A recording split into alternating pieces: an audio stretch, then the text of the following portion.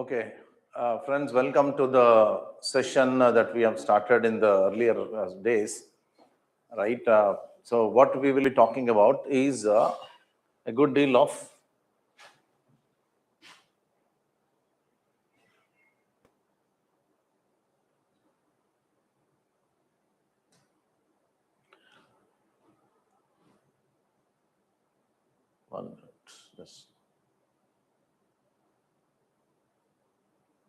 archaeological anthropology.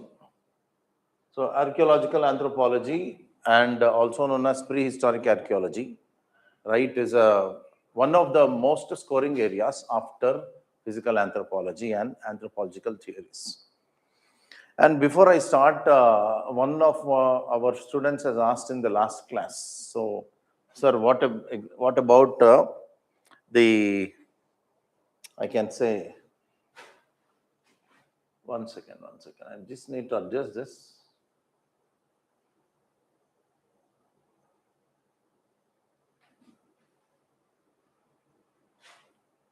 ఒక్క నిమిషం sir, ఒక్క నిమిషం.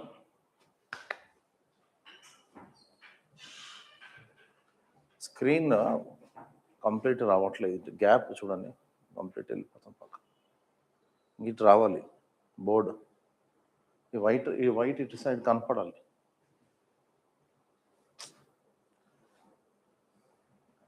అట్లా కెమెరా అడ్జస్ట్ చేయాలి, ఇది కాదు, కెమెరాని అడ్జస్ట్ చేస్తాను. ఈ గ్యాప్లో నేను రాద్దామని గ్యాప్ పెట్టుకున్నాను.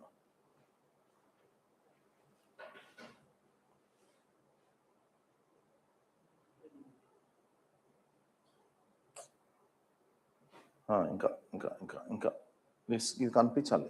ఇక్కడ రా, కొంచెం కొంచెం కొంచెం కొంచెం వెనక్కి పెట్టండి, కొంచెం back side. Yes yes yes, yeah, that's cool. Okay,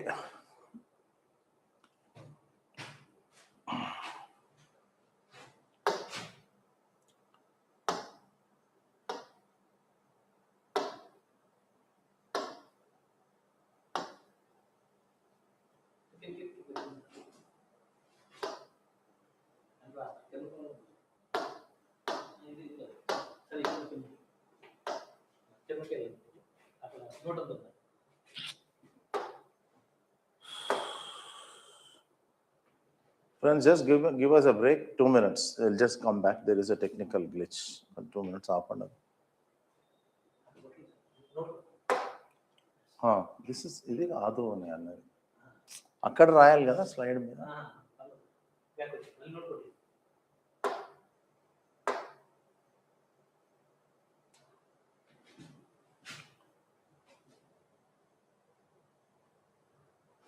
See, 1 minute. ఇక్కడ రాస్తే రాయాలి కదా Penna.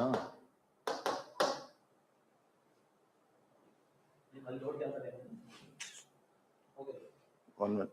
Just give us a second here. We'll just resume the session in 2 minutes. ఒక నిమిషం ఆఫ్ అనేది. ఇది ఇక్కడ లైవ్.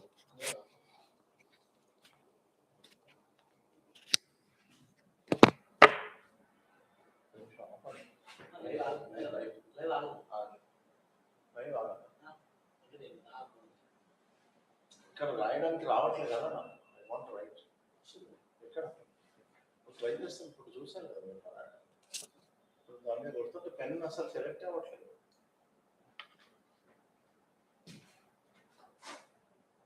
పెన్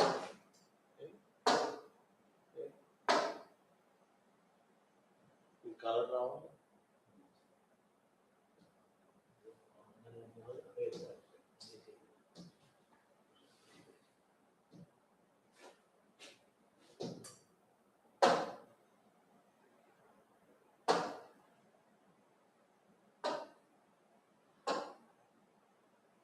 వీళ్ళంతా రాశాను కదా, ఇవన్నీ చెక్ చేసుకోవాలి, మీరు ముందే చెక్ చేసుకొని మనం తెచ్చుకోవాలి.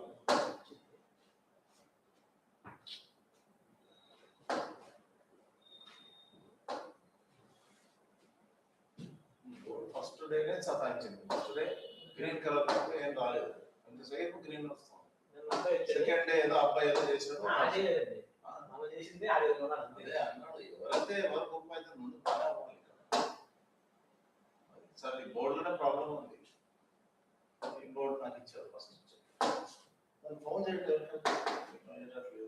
లైవ్ ఆఫ్ స్టార్ట్ చేస్తాం. దాన్ని జేఎన్ కాల్ అవినాష్.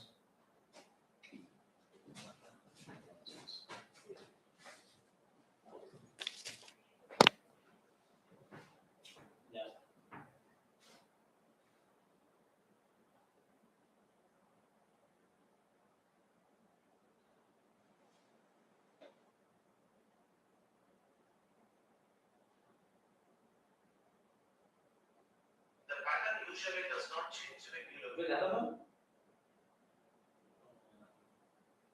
క్లాస్ అవుతుంది ఎట్లా బోర్డు రావట్లేదు. క్లాస్ అవుతుంది ఎంత బోర్డు రావట్లేదు. బోర్డు మీద రాయడానికి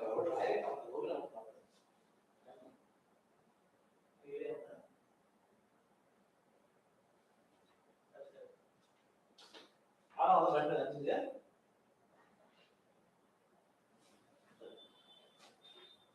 సార్ కూర్చొని చెప్తాను.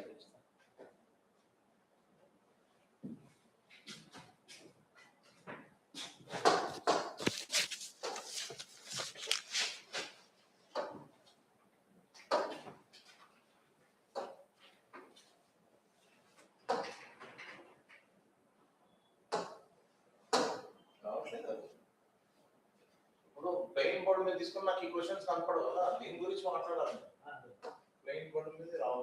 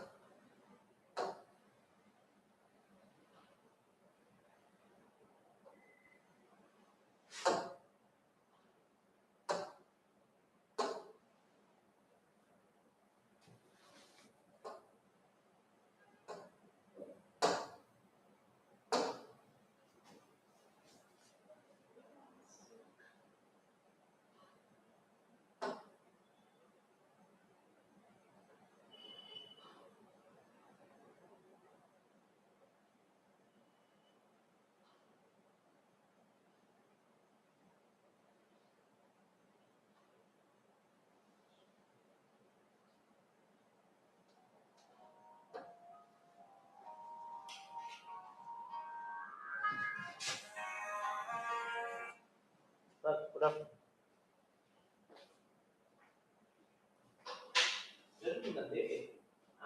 ఇంకా ఇంకా రావట్లేదు ఆయన కన్ను రావట్లేదు. వాళ్ళు సాగి పిల్లలు సార్ నోట్ వస్తుంది, నోట్లు బాగా వస్తుంది. మామూలుగా రాయడానికి పెన్ను ఉండాలి, పుష్పాన్ని రాయడానికి పెన్ను కూడా ఉంటుంది. ఈ పెన్ కదా లోపల పెన్ను, నోట్లు పెన్ను కూడా ఉంటుంది.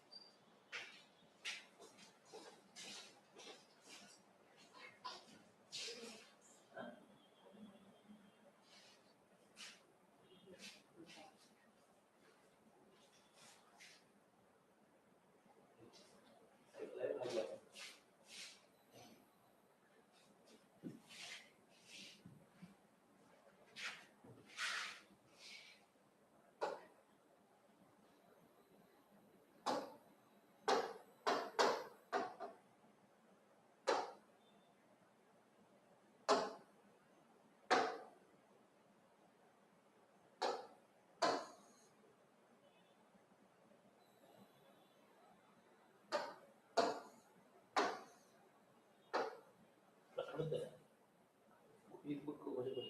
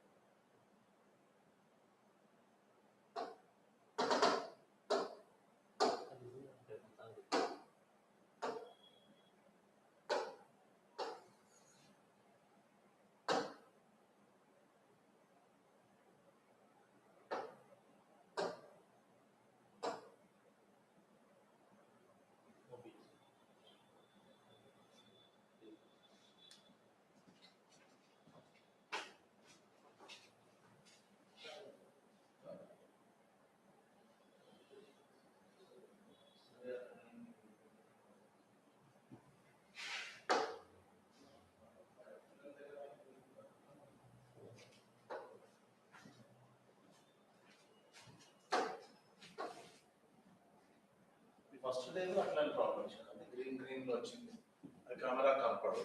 ఎంత ట్రై మీరే చూసారు కదా, ఫస్ట్ రాలేదు. ఫస్ట్ డే అట్లాగే అయింది. అట్లా ఓవరాల్ గా చెప్పుకుంటే వెళ్ళిపోయింది.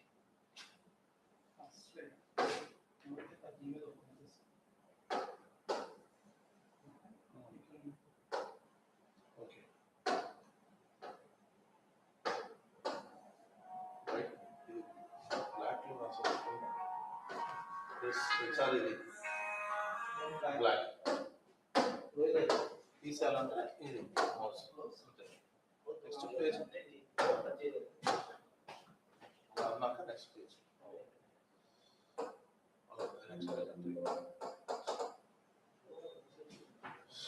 ట్రై చేస్తాను, లేకపోతే నేను హ్యావ్ టు జస్ట్ స్టాప్. ఇప్పుడైతే ట్రై చేస్తాను. ఫస్ట్ ఇప్పుడు నాకు పర్టికులర్ పేజ్ దగ్గర తీసుకెళ్ళిపోండి. అది ఉంది కదా, ఇటు వచ్చి ఇది దాంట్లో అట్లా అన్నాక అన్ని కనుక్కోవచ్చు చూడండి. పేజెస్ అన్ని ఇది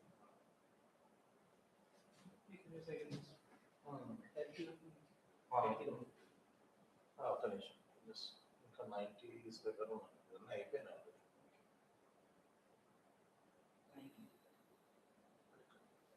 ఇక్కడ నుంచి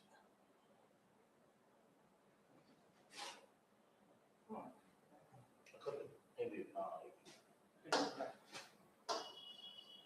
ఓకే. బ్యాక్ వెళ్ళాలంటే లేదా అంతే. Okay,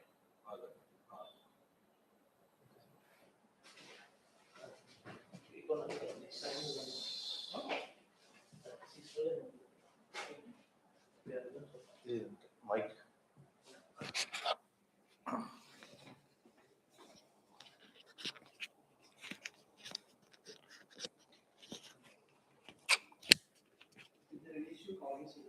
yeah. Hello friends, sorry, there was a big technical gap that has come. Okay, so yesterday one of our students has raised a question. What exactly, sir? Does a question paper tell you that how many marks you have to write? Tell you that how many marks you have to write? Okay, so it is entirely 8 questions, right? Out of 8 questions, you have to write 5. So there are two sections in the entire paper, whether it is paper 1 or paper 2. Two sections. In the two sections, one section A has got 4 questions, section B has got 4 questions. In section A, first question is compulsory. In section B, that is again, it is numbering 5. Okay, section A 1, 2, 3, 4. Section B 5, 6, 7, 8. So section A, in section A, the first question is compulsory. Section B, fifth question is compulsory. That means 2 you don't have choice. All those are short notes questions. 2 questions are compulsory and every question is a short notes question. And you have to write all the questions. You don't have any choice. But in the next 6 questions, right? 2 questions already you have written. You have to write 3 questions out of 6. So either you can write 2, 3, okay, 2, 3 in first section or section A, and either you can write 6, 7 or 8. One.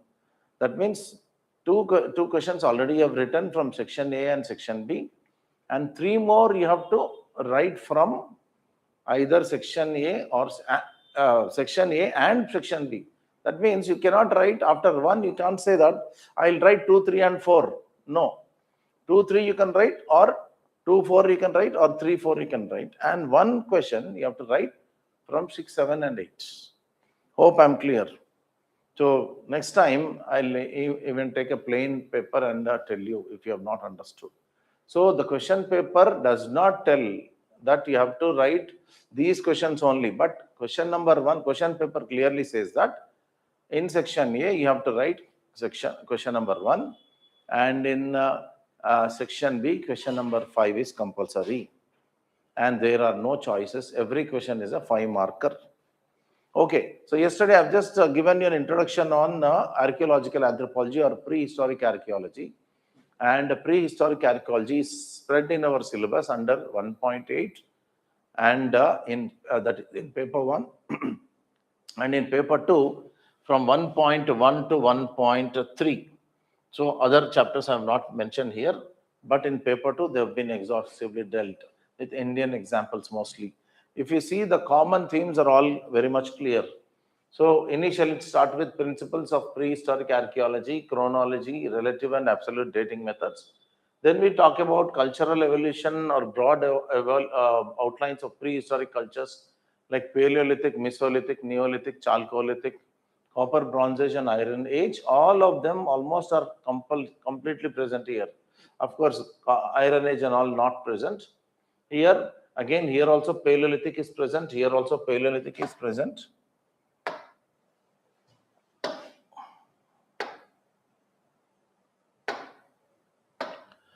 Paleolithic, you can see here also there is Paleolithic.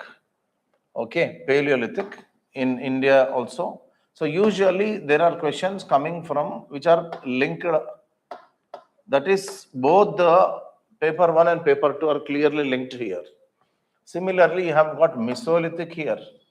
Mesolithic there in paper 1, Mesolithic there in paper 2. So better you prepare combinedly, but better you write Indian examples. Similarly, Neolithic at the world level, Neolithic in India. So sometimes in India it is called Neolithic, Chalcolithic, but elsewhere it is not called. Chalcolithic has been a clear distinct phase in Europe especially. Because whenever we talk about prehistory or archaeology, the starting point, or I can say the pioneering area, is Europe. Because most of the European prehistory is exhaustively studied by, right from archaeologists like Gordon Verechil. Archaeology of the Middle East, again, kick-started when humans practiced agriculture. So Mesolithic, Neolithic, all these flourished very well in Europe and Asia. That too in the Middle East and the Near East, that is Egypt and Israel and all that fertile crescent in Turkey, then Jordan, Syria. So there is a lot of extraordinary sites present in Europe and Asia. But coming to India, we have got some specific sites. So how do we have to link them? I'll discuss when we go through the questions. And regularly in every year, we are asked about Copper Bronze Age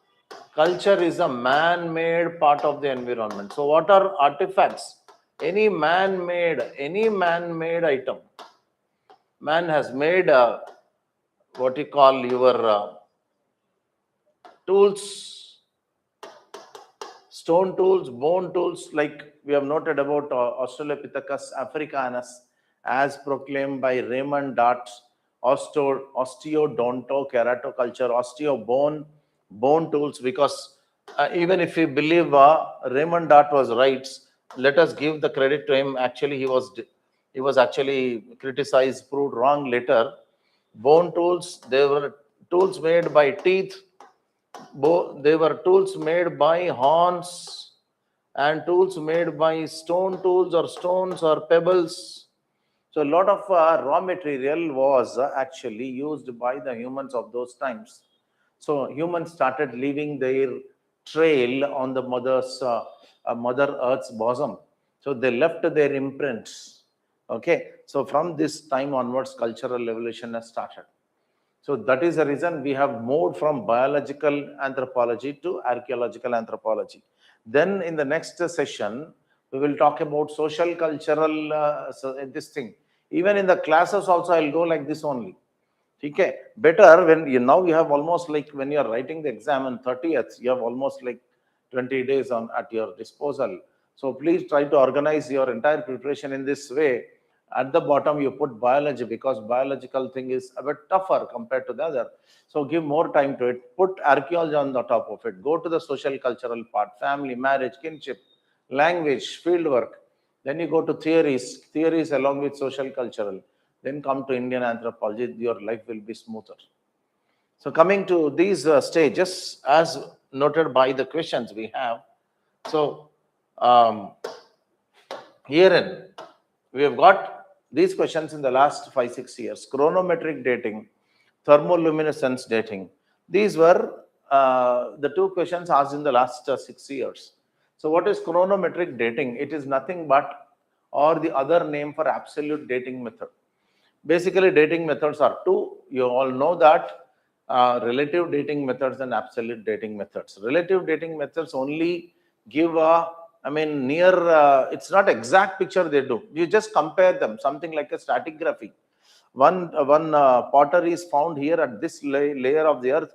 Another pottery or another cultural artifacts are found at the bottom level. So what do you exactly, how do you relate them? The logic, natural logic used by archaeologists is the lower level existing artifacts must be older than the artifacts existing at the upper level. So this is called stratigraphy, simple. So there are certain, earlier, before all the evolution of this technology, by their chemical and physical properties of the material as well as the reagents used, people mostly relied on the relative dating methods.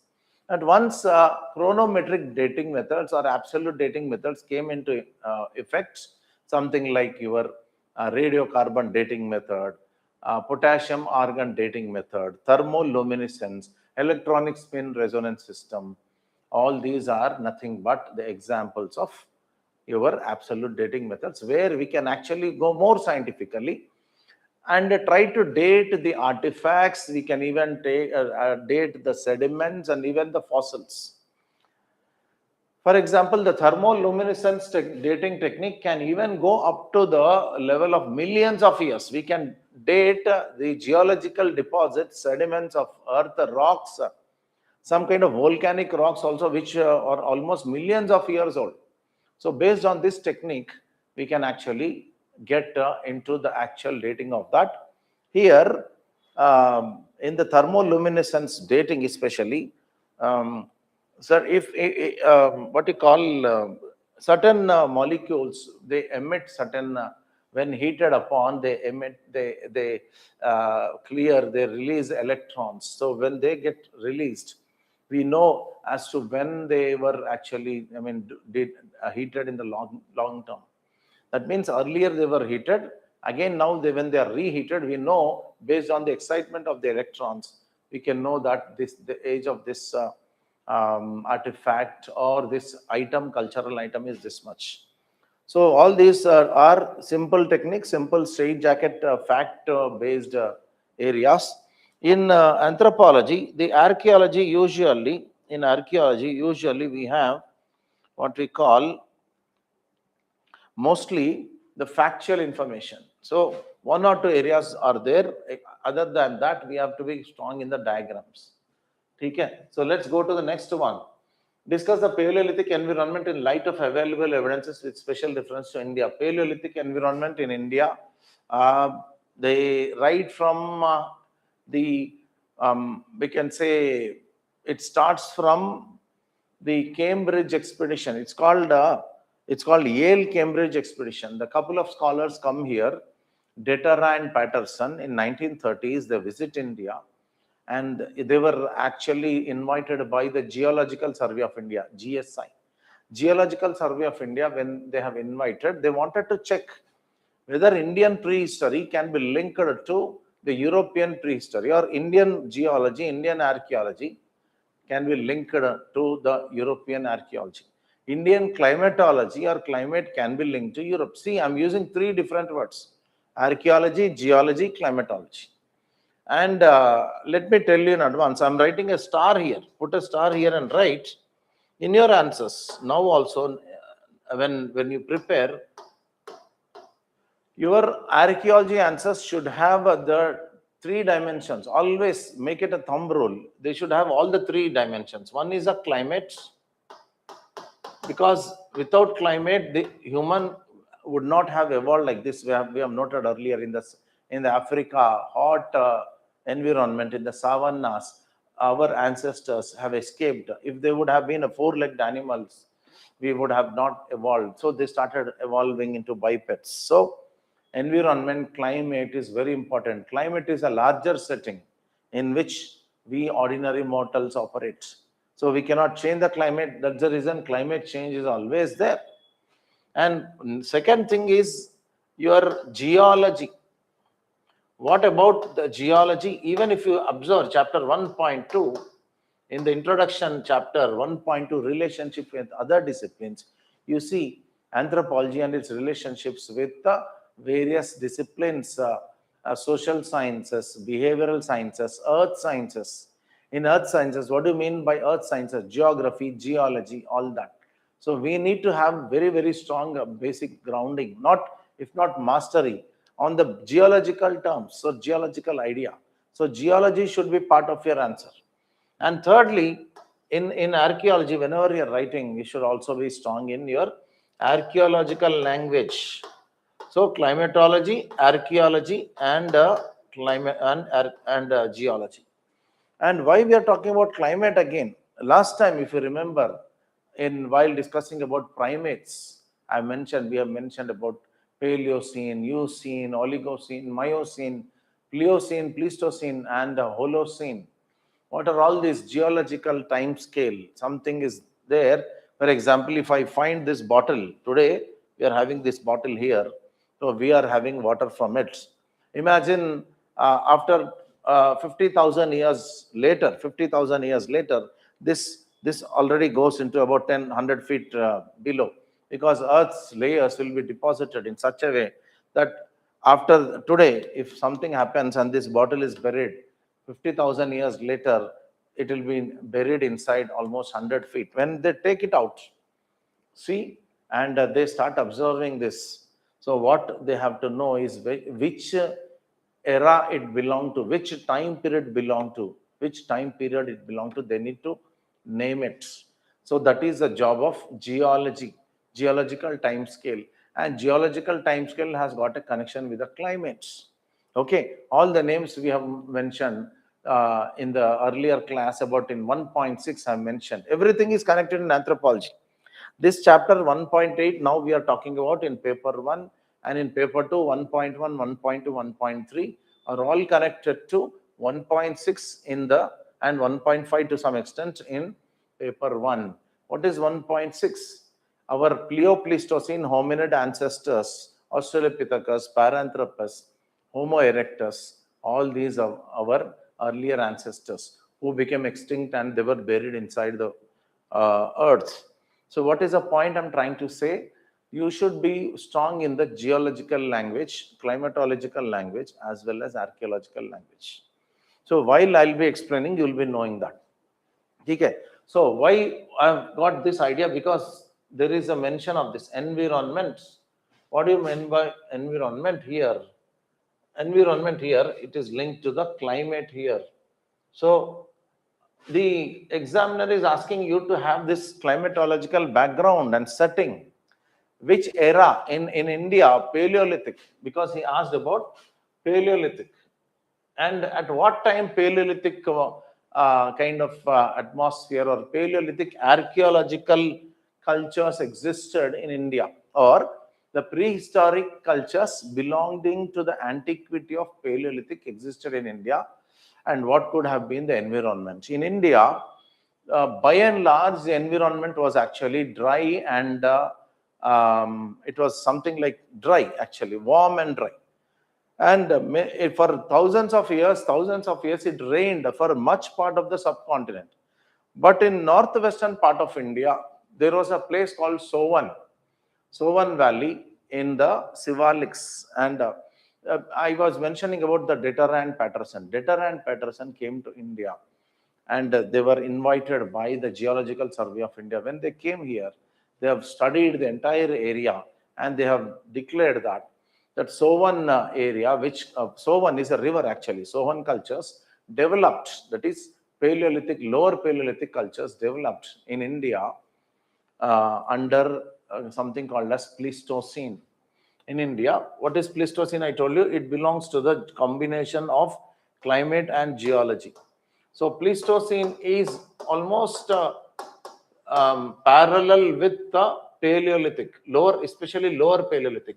Pleistocene was equivalent to almost lower Paleolithic, and most of the lower Paleolithic, mostly.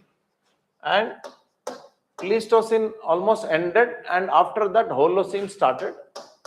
People who are like, they are good at all this, it's okay. But people who are not strong in geology and all, kindly listen. And in Holocene, I told you, the Europe and North America became warmer. Earlier in Europe and North America, much part of Europe and North America, except Spain, Portugal, France, and Mediterranean regions were slightly warmer. Most of the northern part of the Europe, as well as North America, Canada, North and the USA, today's USA, all were completely buried under thick ice sheets for nearly 20 lakh years. So a man has evolved under these circumstances in Europe and North America. In North America, there was no humanity existing till 25,000 years ago. Yesterday, I told you when we were talking about American Indians. Okay. But in Europe, humans lived, Neanderthal man, Homo erectus, Homo heidelbergensis, all people lived in these harsh climates. But what about India? Who lived in India? People thought that, okay, some forms of heidelbergensis, some forms of erectus have lived in India. And much of the Indian subcontinent was warmer and drier, and there were dry climates. It was not under any thick ice sheet. And in subcontinent India, every now and then it was raining. There were continuous rains for thousands of years. Again, thousands of years it was dry period. So the climate was different in India than compared to the Europe and North America. But there was a predominant lower Paleolithic culture called Sovan Valley. Sovan is a river name, right? So the cultures that were found there produced some early stone tools dating to nearly 2 to 2.5 million years ago, nearly 2 million years ago. So in India, humans who lived at about 2 million years ago, but they had a challenging environment of glacial climate. But what about the other part of India? In the Paleolithic, most of the Paleolithic.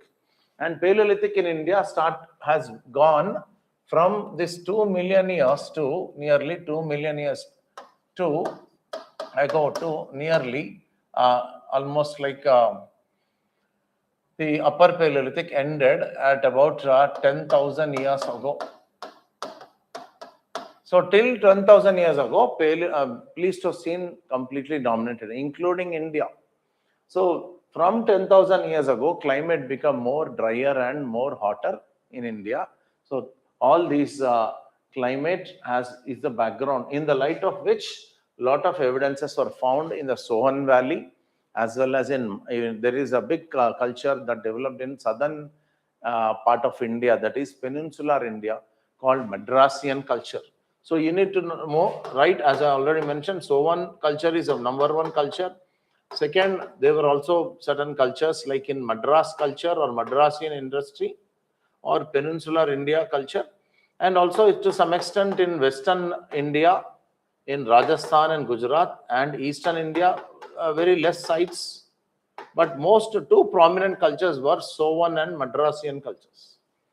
So if you can write all this, absolutely 15 marker, you can write some stone tools you can draw. Stone tools you can draw, for example, what are the main stone tools you can think of? They were Oldowan type stone tools, chopper chopping stone tools. These are the chopper chopping stone tools, and hand axes and cleavers. These are hand axes and cleavers. So this is a hand axe, easy diagram you can actually draw. And this is a cleaver, CLEAVER, hand axe cleaver. This is a chopper chopping tool or Oldowan type of tool. All these questions have come, you can see on the board. Chopper chopping, best type example is Oldowan. Oldowan, or there are, you can write OLDUVAN. There is another spelling which went like this, OLDUVAN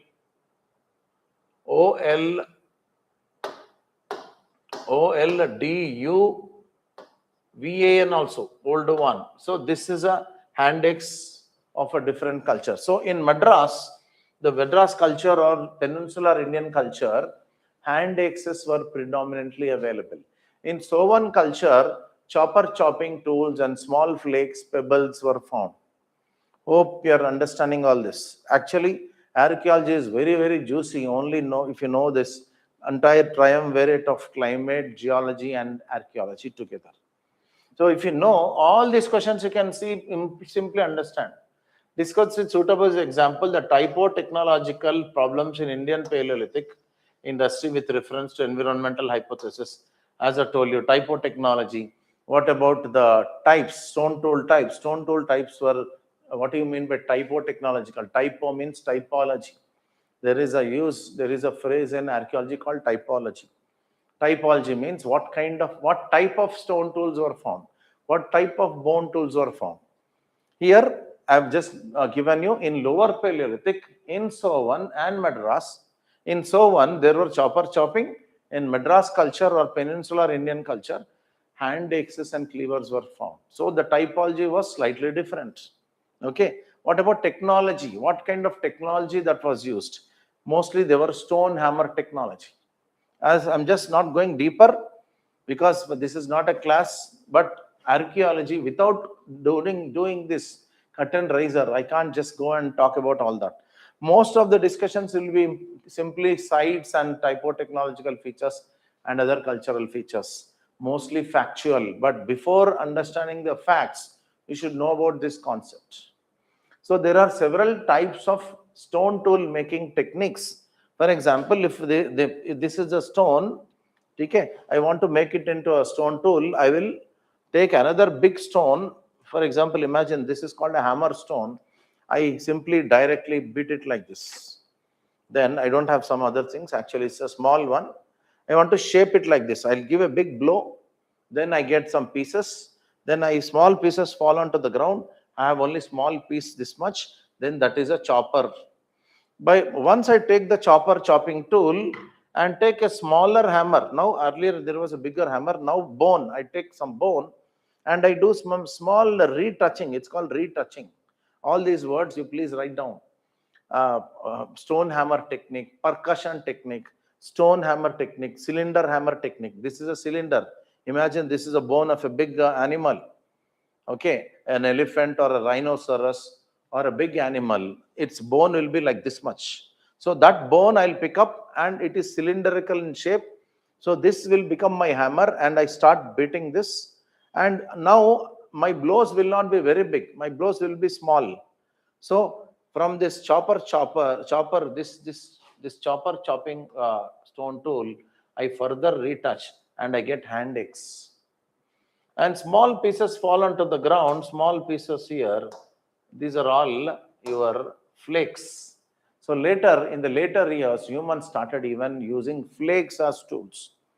In the lower Paleolithic, mostly the stone tools were basically your core tools. So much of the stone has been used as a tool.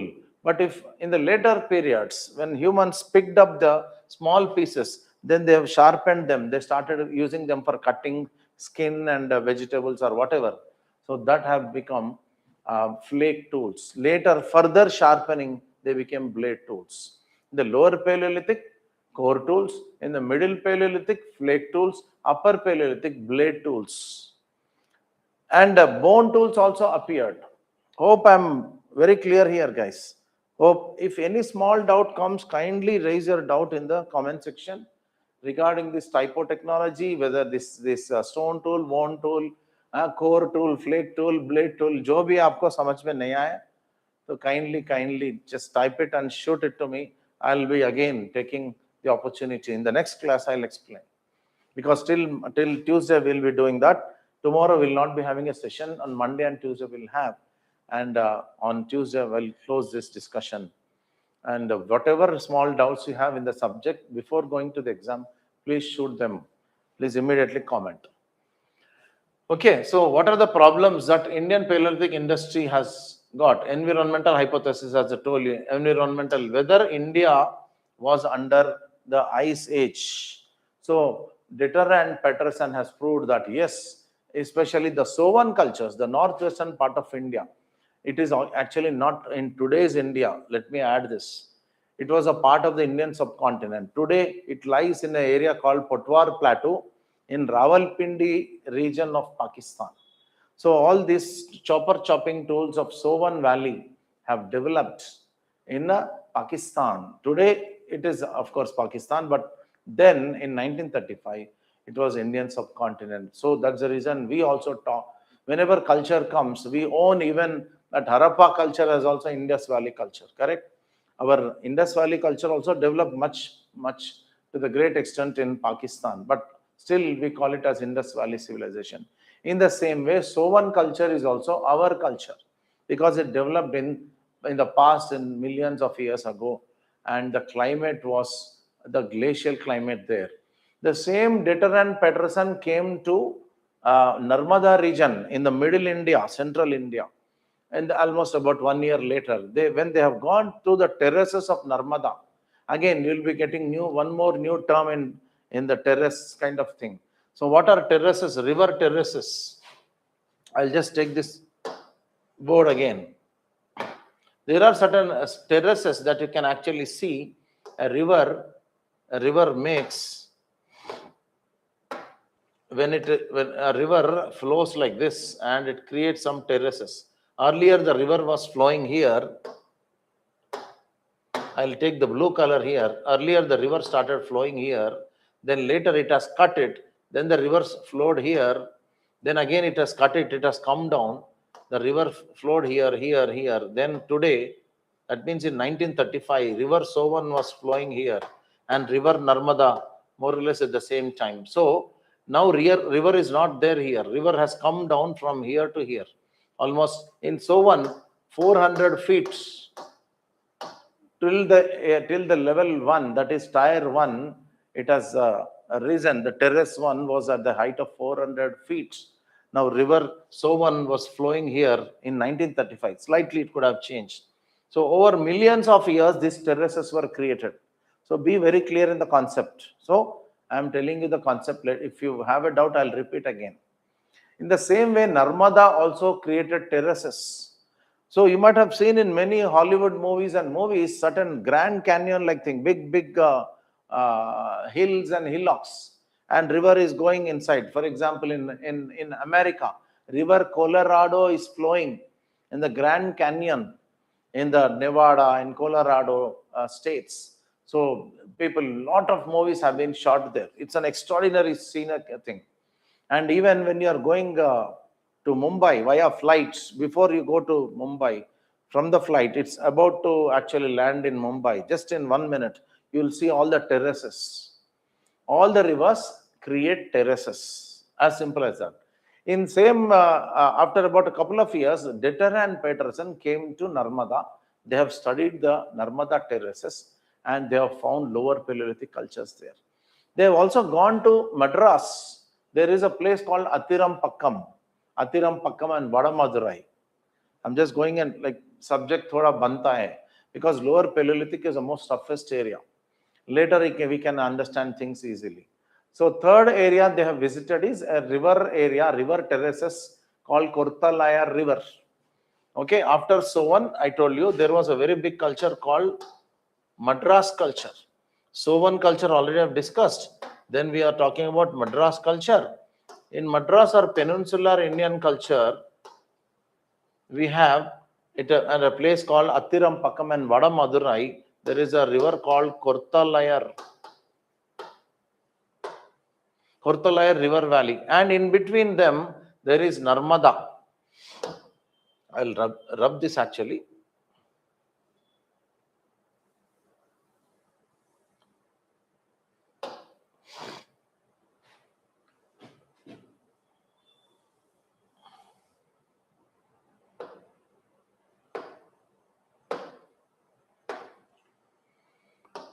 Sovan in the northwest, Narmada in the middle, and the other river name is Kortalayar. Be very clear. All these three river names you should be knowing. Because every year, why I am discussing this much subject. Actually, I ought not to teach any subject here. पूरे ऊपर का एक दो point बोल के आगे निकालना है, लेकिन बहुत सारे बच्चों को क्लैरिटी नहीं रहता है. Because every year, if you see the last 5-6 years papers, every year there is a question from lower Paleolithic. That too, whenever you write Indian examples, you will be rewarded better. Okay. So Detter and Peterson, I'll write the spellings here. Deterra is a geologist and Peterson is an archaeologist. These people came from two different universities, Yale University in America and Cambridge University in UK. So it's called Yale Cambridge Expedition, and this Yale Cambridge Expedition happened in 1935. From there, we start developing interest in the lower Paleolithic in India. Why we are talking about, why we are breaking our head on. आपको मैं बोला ना थोड़ा सा boring area अगर है तो कुछ लोगों को if they don't get the subject correctly, that it looks boring. That small part is your archaeology, but if you know the concept, you'll really enjoy. So why we are talking about lower Paleolithic in India? Because we have a question. Who lived in India those days? When we are talking about Africa, when we have evidences that humans lived in Africa, we have evidences that humans lived in Europe. Why not in India? That is a major question, right? Our major thing that is boiling us, just bothering us, is whether man has lived in India. Yes, man has lived in India, even during the lower Paleolithic, even during the Pleistocene, about 2 million years ago. Whether has he made any stone tools? Yes. Which kind of stone tools? Chopper chopping tools and hand axes. Where he has made chopper chopping tools? In the Sovan. Where he has made other chopper chopping plus hand axes and cleavers, Narmada. Where he has made hand axes and only hand axes and cleavers, Kortalayar. Kortalayar is a river, but the sites are Attirampakkam and Vadamadurai. Okay, so this is something about all this, and we've got several other questions related to lower Paleolithic, and every year. So, with suitable examples, these are the problems, typo technological problems. They were not very sure, but there were several contesting theories. They said Detter and Peterson were wrong, that the Sovan Valley, there was a lot of earthquake activity or seismic activity happened. So we cannot believe their theory. There are problems in other areas like upper upper Paleolithic cultures. So broadly, Paleolithic is divided into three: lower Paleolithic, middle Paleolithic, and upper Paleolithic. All these three were clearly available in Europe, but not in India. This is another problem. So these are the typo-technological problems. In one session, I can't actually completely cover. So you have to have some idea. If you want a model answer, I'll definitely share it with you in your in the description. Differentiate between lower Paleolithic culture and middle Paleolithic culture with suitable examples. This is a general thing worldwide. Lower Paleolithic culture, as I told you, it's basically core tool cultures, hand axes and cleavers, and especially Acheulean and all. Okay, what are the lower? I'm writing shortly here. LP. What is LP? Lower Paleolithic. How many stone tools are there? Broadly, there are core tools and flake tools. In core tools, what we have, for example, chopper chopping. For example, in India, we have discussed, right? Chopper chopping tools. And in other type, we had got hand axes and cleavers. Both are actually core tools. What is the meaning of core tools? I'm just repeating here. Chopper chopping and hand axes and cleavers, both are actually core tools. That means when I take I've already demonstrated to you, when I take a small pebble or a stone, when I give a big blow with another big hammer, it's called hammer stone, big stone, it's called hammer stone. Some parts are cut, those small parts fall down. What is remaining here? This is core. Okay? If you initially humans just like that, they wanted a rough edges. That's it. They never wanted to refine it. So whatever core that was there, they started to chop. Imagine, see my hand, how I'm holding this.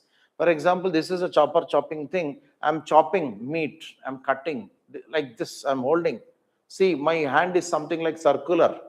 And see this core. This is also chopper chopping or circular in shape, mostly circular. This much is circular, and only this small having small rough edges. That's it. So this area is not touched. So whatever area that was present here got cut and it has fallen down into flakes. But what about the later one, the hand axis? I'll draw the chopper chopping here better, like chopper chopping. Okay. And what about hand axes? Here I have written another kind of core tool is hand axe. So if I want to improvise this, and chopper chopping tools lived, they were about 2 million years ago, 20 lakh years ago. But later they too evolved. They evolved into hand axes and cleavers. What is a hand axe? Hand axe is something like if I cut here, I give a blow here, I give a blow here, I give a blow here. What remains? This will become a hand axe. You have to be absolutely spot on in your archaeological language, archaeological concepts. Hope I'm damn clear. So this is the chopper chopping. Now see very clearly. Now I've taken not a big boulder, big hammer stone. No, if I give another blow, this will become pieces. Chota chota tukda ho jayega. I will hold this like this. I'll take a small cylinder. I told you, a bone of some antler, big animal. Then I start giving a blow here, here, here. I cut here, I cut here. Then this is becoming hand axe and cleaver. Hand axe kaisa hai shape? It's oval shape. You got it? So earlier it was like this.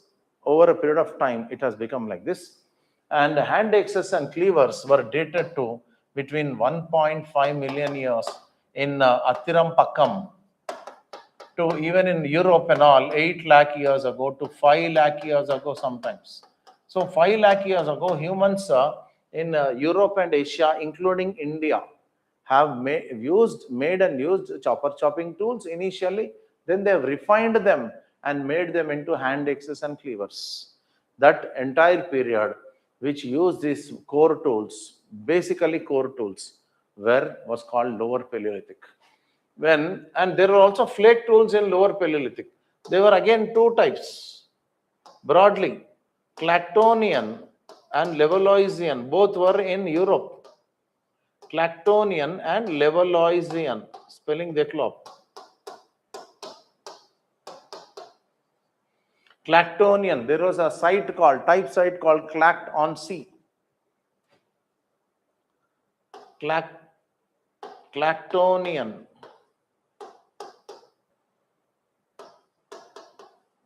And Levalloisian.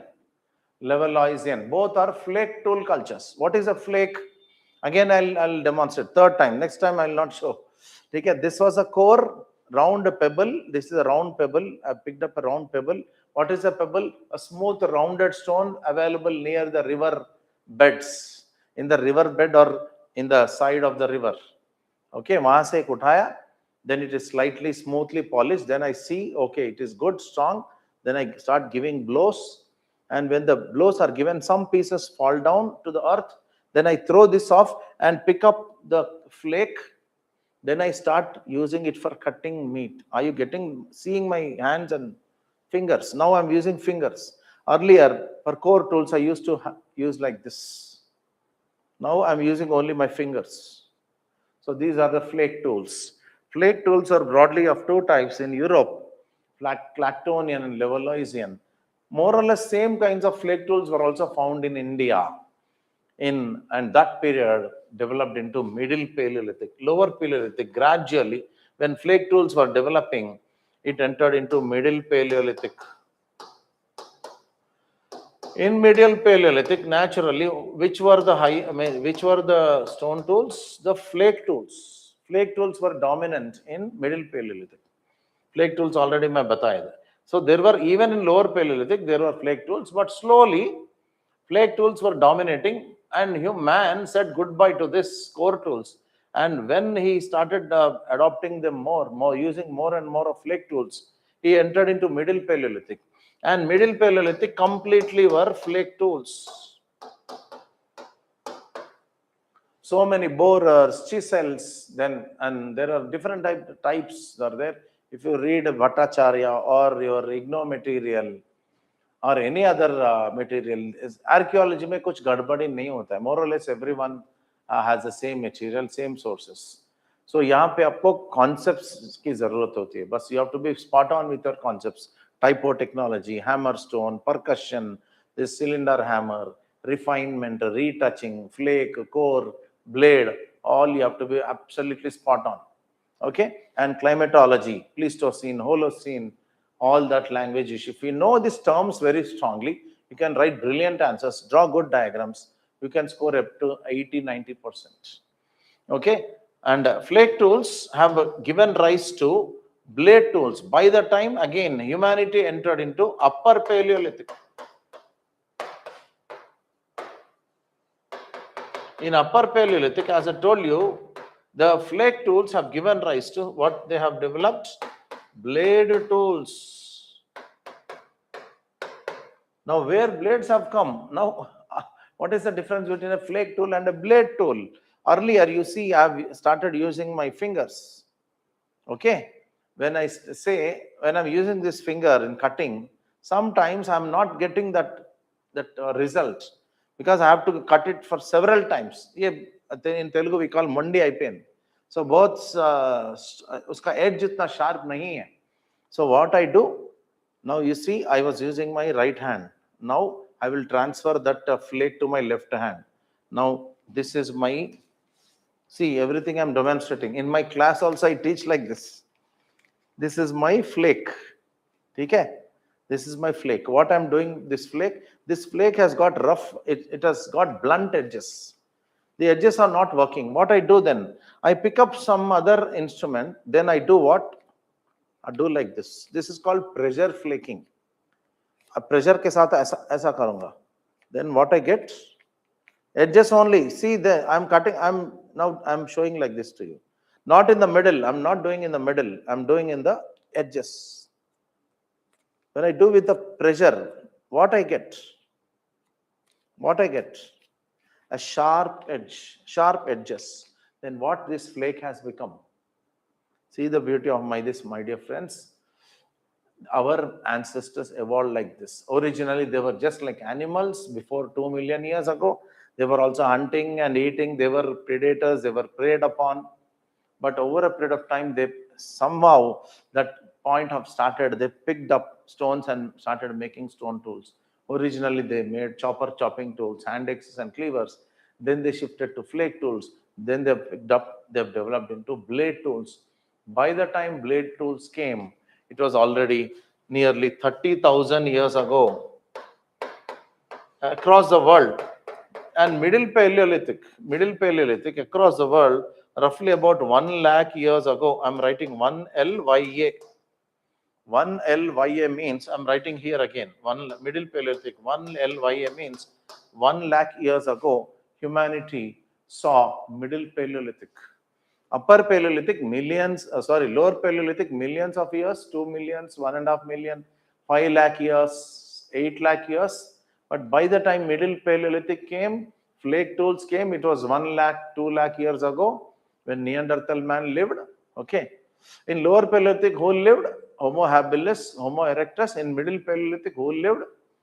The Neanderthal man. And by the time 30,000 years came in Upper Paleolithic, blade tools developed. Who developed this? Any guesses? Anybody watching live, can you type it? People who have seen the recording classes, they can also do that. Let me just check.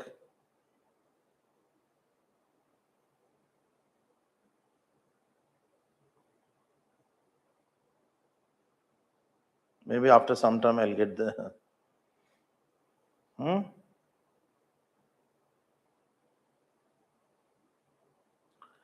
Later you can actually type this and we'll get the answer. The answer is Homo sapiens.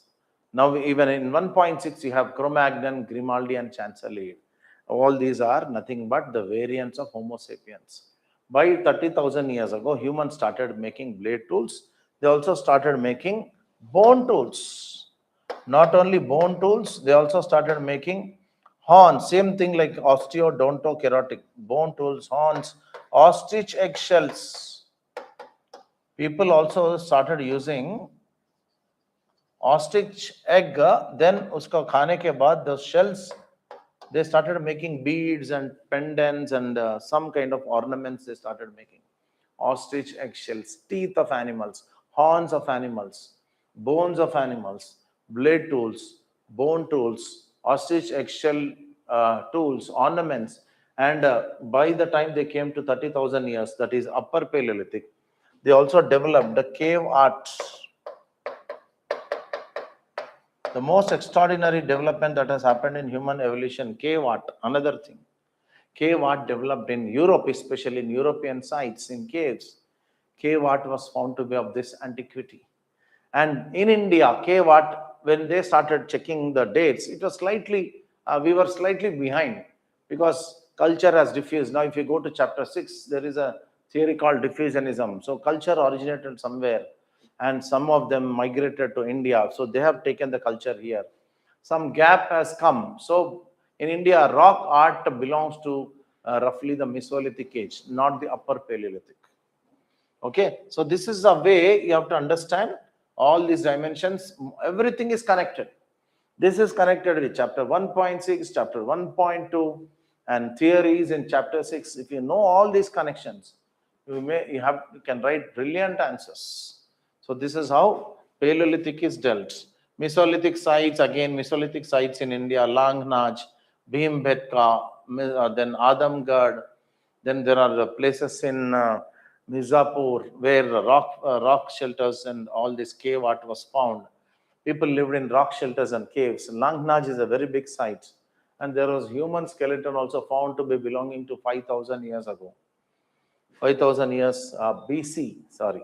So that was Mesolithic in India. And the typotechnological features was in Mesolithic, people made microliths. Microliths, one small centimeter size, 2 centimeter, 3 centimeter, then sometimes 1/16 of an inch. So small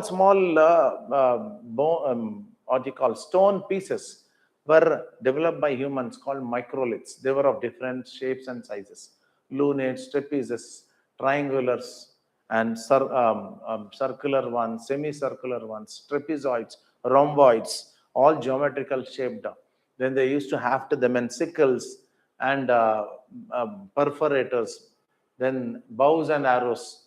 So one stone tool, I'll just show you how microliths worked. For example, this is a sickle.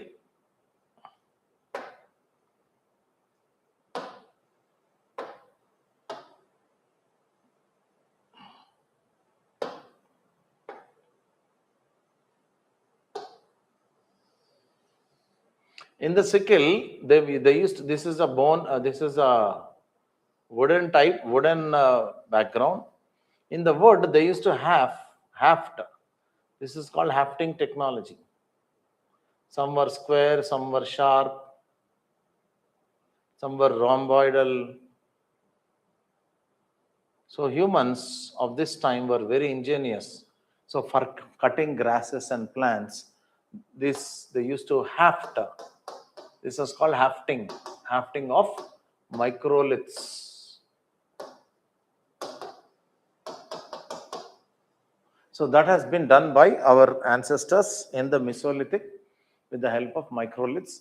They even used to make spears like this, spears and arrows, arrow points, and the spears were also hafted with and even axes.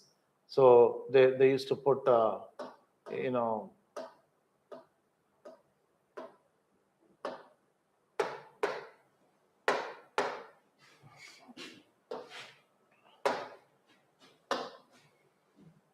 microliths.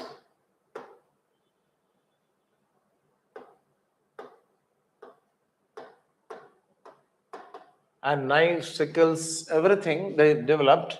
This was the major typo technological features with special reference to India, and already the sites I have mentioned. So in archaeology, mostly the sites and technological features, climatology, geology, and all these kinds of features.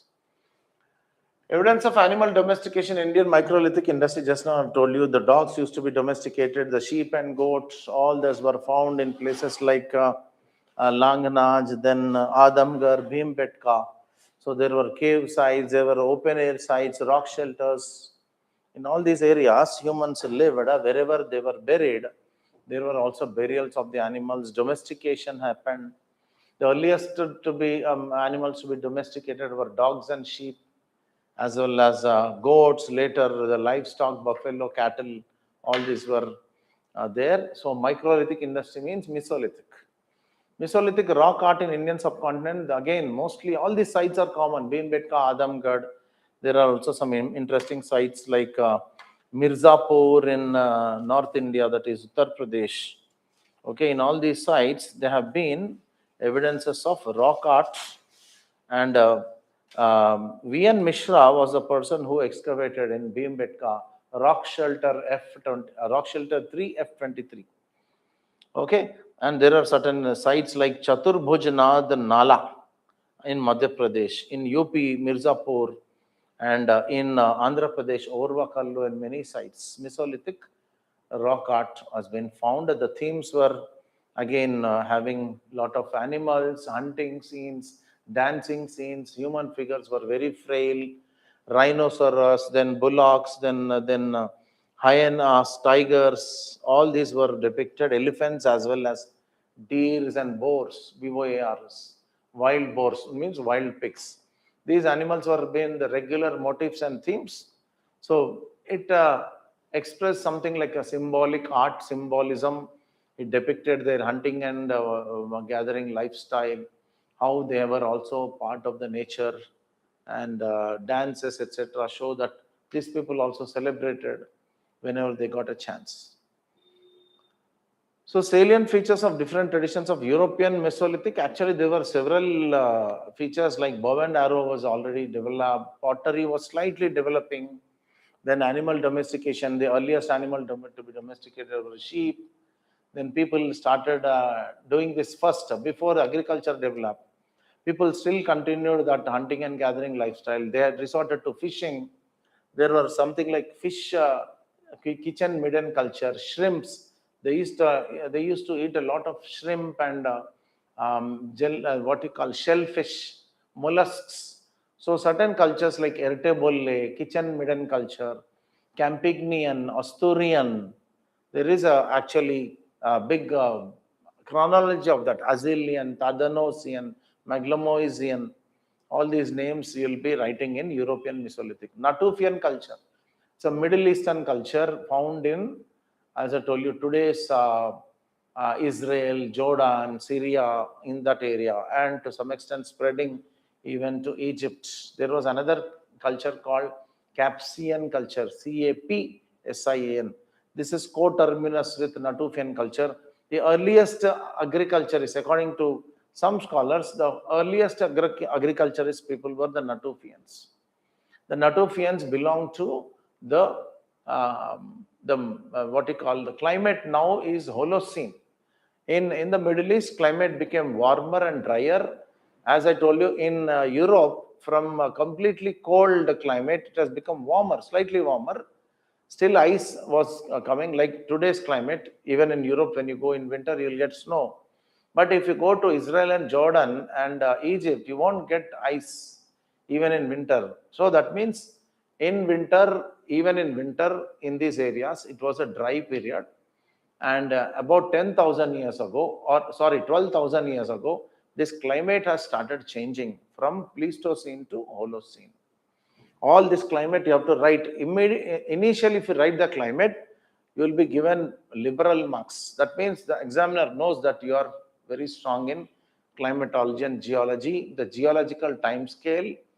When you're writing about the flora and fauna, all these, wherever you read these standard sources, you will see that these people, Natufians, have hunted as well. They started storing the earliest grains in the storage pits. They used to dig storage pits and put the food grains there. In certain areas, even they lived inside those pits. So there were two types of pits, pit dwellings. Pit means they dig a small part in the earth. Okay? They dig a small area, then they start living inside that to protect from the extreme cold in the evening, in the nights. So this is a natural this thing, and there are certain steps here. So people amble down here, they live here, and they also store food grains.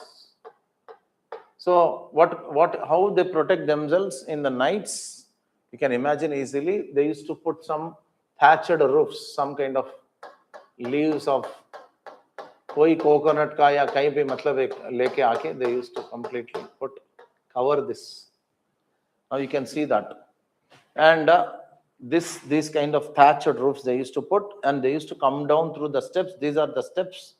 They used to actually get down from these steps, and up they go, and they used to hunt animals, fishing. They used to do fishing. They used to even eat snakes and lizards, according to the latest research. And they were the earliest people to start domestication of animals as well as plants. Natufians were considered as earliest agriculturists. That you have to compulsorily write. Evidence of food production and domestication of animal with special reference to Mehrgar throw light on its more or less same culture that has developed in Middle East and the Near East, that is Egypt, then Israel and Jordan, Syria. That golden crescent in the Middle East has spread to even Mehrgar. It is at the juncture of India, something like entry port to India. After Balochistan, above Balochistan, it is at the junction of Persia and into the Iran-Iraq side. So Mehrgar was the oldest Neolithic site, according to some scholars.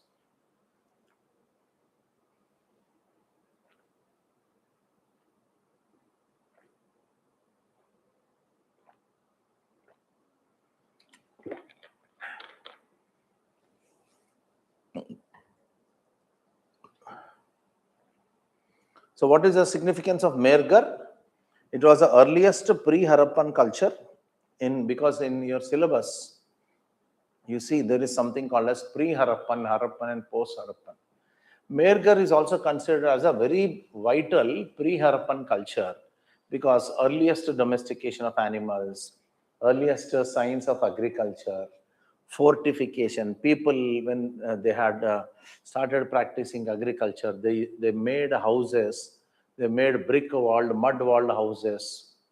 The, the bricks are all dried bricks, sun-dried bricks with some similar, same ratio. Then they used to erect settlements, something like protective walls or defensive walls around them. They used lapis lazuli, they used carnelian beads, all that. They got lapis lazuli from Iran, according to some scholars. They used steatite. They used all their lifestyle depicted the animals like bull, the humped bull, the ibex. They also had people tree. ये सब जो भी हड़प्पा में हम लोग को देखने को मिलता है वो सभी मेरगर में शुरू हुआ है and evidences of food production and all were all because of their they have cultivated barley, rye, and lentils, something like their Middle Eastern counterparts. Over a period of time, wheat was also developed. Rice and wheat came later. The earliest crops were barley, rye, and lentils. Lentil मतलब अपना दाल होता है ना, red gram, Bengal gram, all those. So food production and all were then. Domestication of animals. Without animals, the agriculture will not be possible. So animal bones were also found alongside the human skeletal remains. So Mergar is an extraordinary site, and it has got extraordinary prehistoric and archaeological significance. So ये सब more or less same topics है, features of early farming cultures of Neolithic of the Near East. I told you. Near East matlab Egypt, Syria, Jordan, Israel, all these countries, Lebanon, and up to the Anatolian mountains of Turkey. So this side of Turkey, not the European part of Turkey, the Asian side of Turkey. Actually, Turkey tried to enter into European Union, from several years. So Turkey, this side of the mountains, then it is all having similar cultures. Even today, if you see, go there and find on the foothills of the mountains, you find the wild varieties of barley, wheat, and all that. आज भी आपको जाके अगर देखोगे तो wild varieties दिखेंगे आपको. That means our ancestors who lived at about 10 to 12,000 years ago in those areas, initially they collected them. They started, maybe they were making them into flour and eating. They started cooking later. And they saw that, okay, during the dry periods, because already Holocene has set in, drier climate has come. If this continues, our survival will be difficult. And because of the warm climate and hot climates, all the bigger animals have moved to the polar regions. So only small bodied animals lived here, sheep, goat, इनसे ज़्यादा खाने से भी मतलब कुछ दिनों तक ही हम लोग बच पाते हैं. बड़े बड़े rhinoceros, elephants वो सब नहीं है. So better try to cultivate them. Let us domesticate even plants. Plant domestication started the real earliest incipient stage of food production in human life. So from then onwards, farming cultures developed in certain areas like Tel Murabad and Cattle Huek, and in Mesopotamia. There are certain sites like even in Indian subcontinent, Damsadat, in Mergar. All these are the early farming cultures which entered into the Neolithic. Next, critically examine the demographic and epidemiological consequences with rise in food production and sedentism. When food production started, okay, it has started increasing. Humans' populations have increased because people started settling down in village settlements. They built, as I told you, they created brick-walled settlements, mud bricks. They used to live in thatched roof houses, circular pit houses, pit dwellings in some areas. When the cold region is very heavy, a colder climate was very heavy, and they have erected pit dwellings. They have dug pits and started living inside the pit dwellings. So people lived close by. When people lived close by, contagious diseases spread. When they started agriculture, they needed a lot of water. Water, when it is remaining stagnant at one place, again it will breed mosquitoes and other germs. So people started living close to germs. Already animals are already domesticated by the time we entered into Neolithic and the rise of food production around all these Middle Eastern area, 8,000, 10,000 years ago. I've already given the places. So it is all one understanding, simple, aapko soul of the matter pakadna hai. So all these are simple, different questions, different sites, that's it. The idea is same. So when the food production increased, Neolithic set in, and animals also started closely living by. Humans started getting the zoonotic diseases. You wrote down this point, you will not find this point anywhere. Like, it's very difficult to actually get this idea. What people got were zoonoses. Zoonosis means the diseases which spread from animal to man. Something like bats, which were responsible, according to our scientists, which were responsible for COVID-19. Bats se aaya hai aadmi ko. So zoonosis is plural. Zoonosis is singular, SIS. So zoonosis are what? The diseases which spread from, or which emanate in the animals, and they spread from animals to man. Animals to man or animals to humans. So these were the reasons why new kinds of diseases, vector-borne diseases, infectious diseases, water-borne diseases, nematodes, hote na earthworm-like things, nematodial diseases, so many new kinds of things started coming up. And epidemiology, 9.8 mein kya padhe the hum log last time? It is about disease and health. Epidemiological consequences means all these new kinds of diseases started coming down. Again, there was a population decline. People were like, birth rate was increasing, death rate was also increasing. More or less, the population remained same.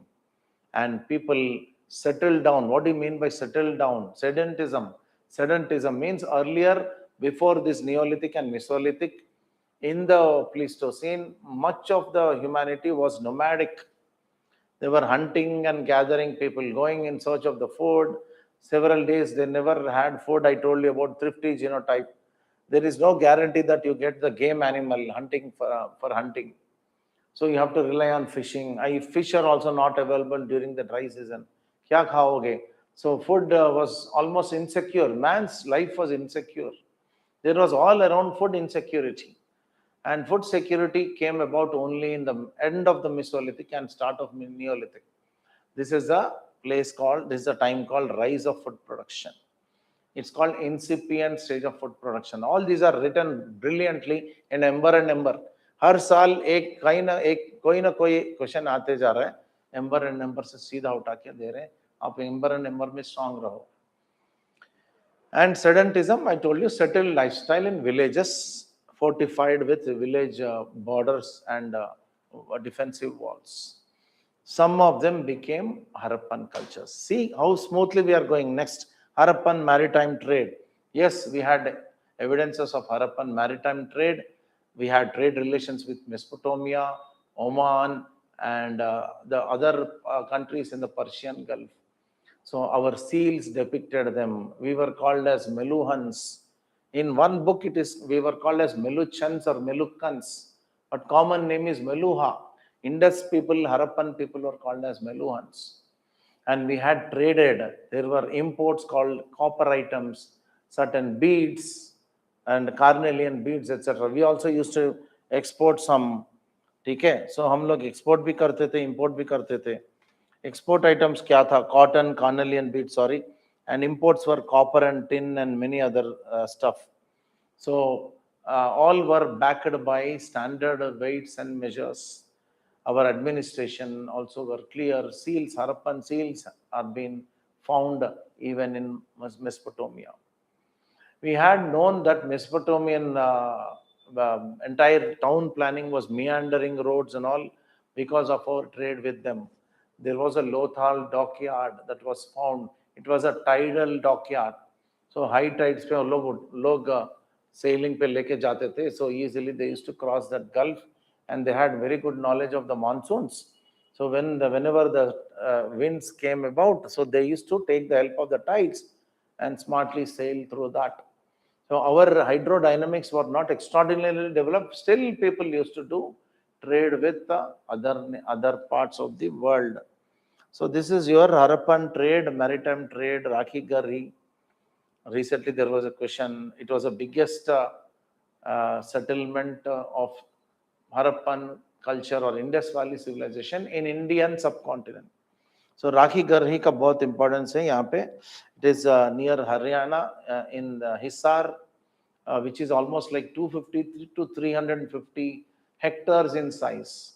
So town planning was also similar to others, Mohenjo-daro and Harappa, in grid patterns and all these crafts, etc. Whatever that was found in other major cities were found in Rakhi Garhi also.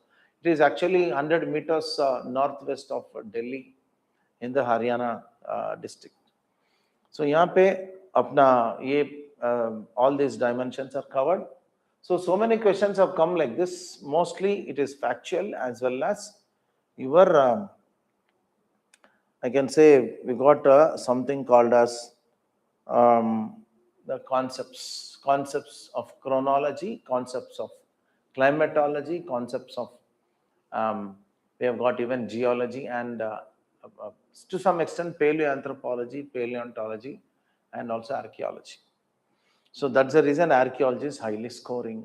So let me talk about some other questions. I'll just skip through fast because we have to cover a good deal of questions. So I just wanted to tell you about the importance of all this. Harappan maritime trade आ गया, ये सब हो गया. Cultural impact of Iron Age. Iron was the sturdiest metal found by humanity at about 2000 years ago.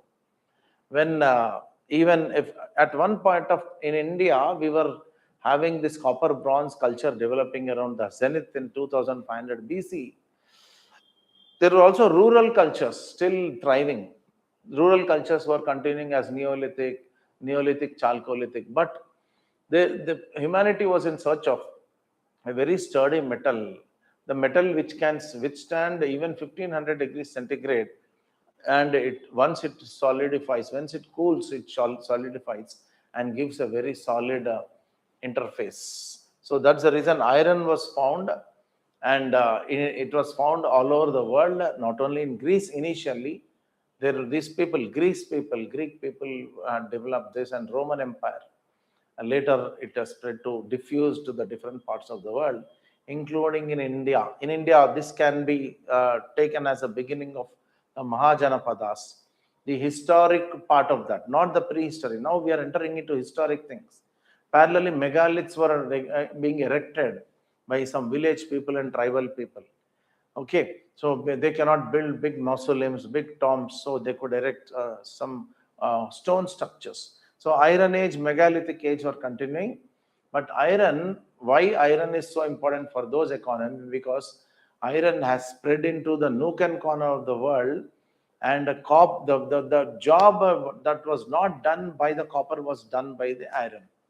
Because after certain kind of testing, copper was wilting and melting, and it was easily breakable. So iron was not such. It was very, very sturdy, used in warfare, in implements, in swords and others. Every major warfare was won by iron technology. That is the reason iron was adopted.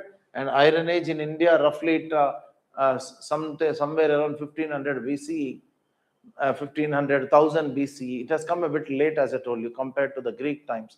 In Greece is about 2000 BC to 1500 BCE, and in Roman Empire, like that from in Europe as well and Middle East as well, it has come to India.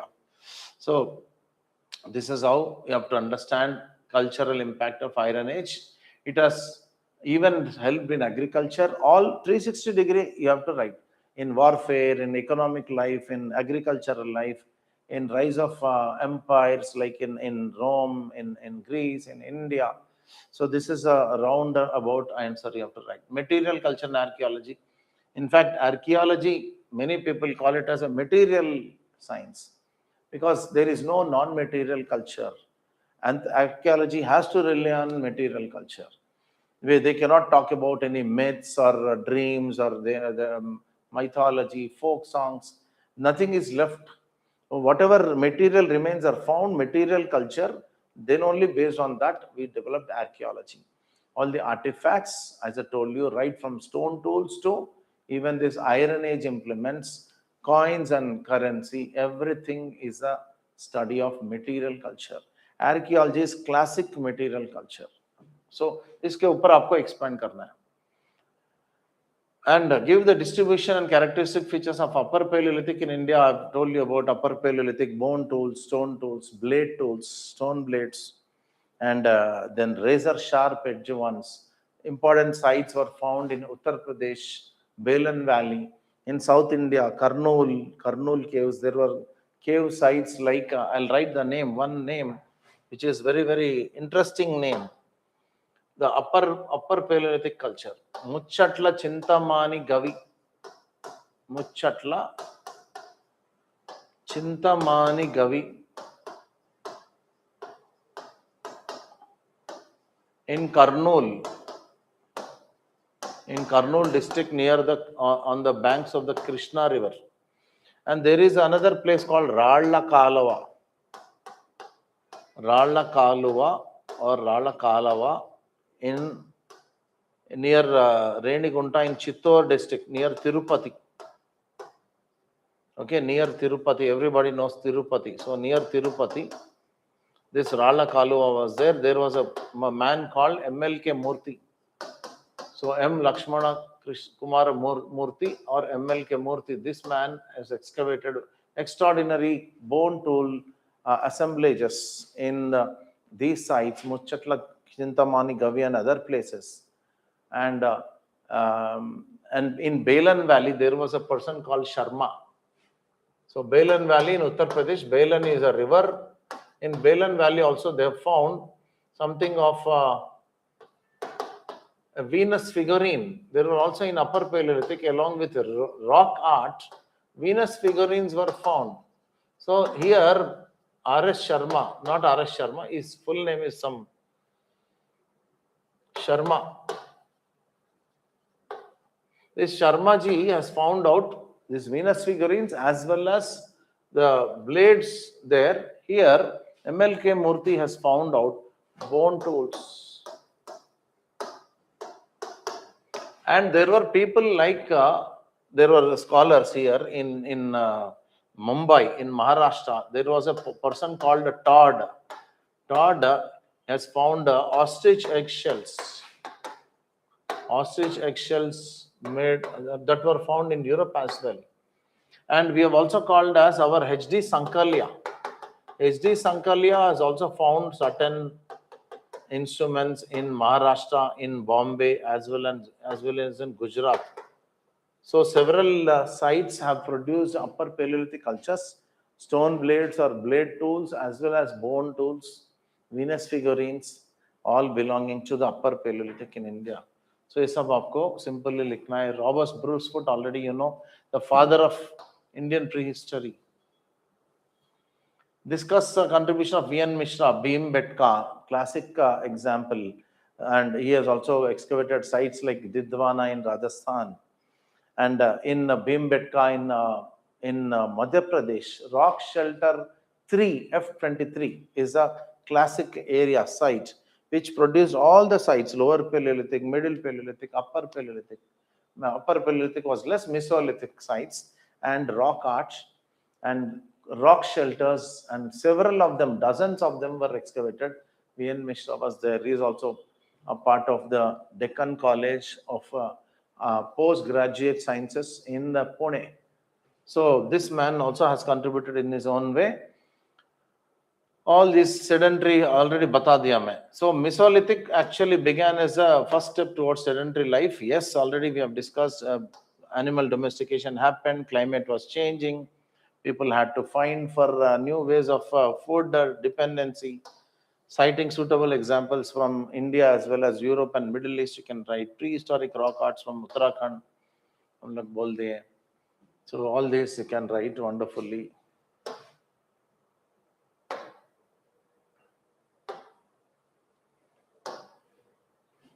Pit dwellers of Kashmir, these are Neolithic people. They lived in the extreme cold regions to escape the onslaught of cold region. They had dogs which were domesticated. There were examples, evidences of animal domestication like dogs. People ate barley, wheat, and all. There was pottery. All these are example of Neolithic in Kashmir. Burzom is a site. Burzom is the most number. Burzom, there is another called Gufkral. So biggest site was Burzom. Burzhom or Bvurzom. Burzom. Characteristic features of Neolithic culture in India. पूरा मैं बता दिया आपको. Village settlements, fortified walls around the villages, people living in farming communities, then domestication of animals and plants. They used to cultivate rice, wheat, barley, all this. Yes, Rakhi Garhi, all these Indus sites, regularly they are coming. This is all the staccato thing, not much of major concept. ज़्यादा नहीं है, concept तो मैं बता दिया आपको, ठीक है? So let's go ahead. Megalithic tradition of the northeastern India, several sites in Meghalaya, Manipur, Assam. Megalithic means all these domes. Then they were different names of megalith sites. They were there are like at least a half dozen of types. I'm not getting them right now. One thing is Chrome. मैं आपको 2 minute में बताता हूँ. Memory में बहुत traffic jam हो रखा है. I'll share that with you. So everything, like you can easily write regularly Narmada man and Shiva Pitakas is coming, Rama Pitakas, Shiva Pitakas. They said Rama Pitakas is a male, Shiva Pitakas female, Shiva Pitakas. All the paleoanthropologists have agreed, paleontologists have agreed that both are actually same. Like, both they got confused because they were found in Shivaliks. Shiva Pitakas name, Rama Pitakas because man, he looked like early man. So in India, so Rama was a human avatar of the Lord Vishnu. So Rama Pitakas name has been given.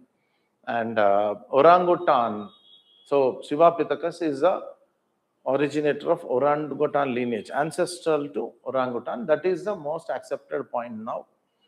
In physical features, they never had any human-like, but maybe slightly they started showing bipedalism. Their teeth and all have got modifications. They used to eat tough seed-based food. They slightly look bigger than the normal human beings.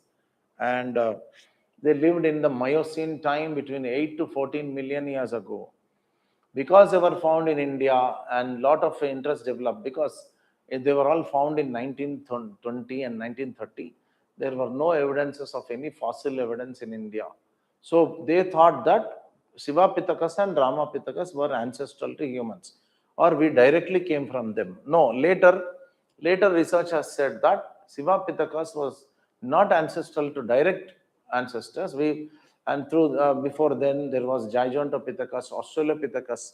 From Australopithecus only we came. I mean, in the sense, we are not direct descendants of Shiva Pitakas or Rama Pitakas. Shiva Pitakas had been ancestral to, as I told you, orangutans. A broad points आपको लिखना है compulsory.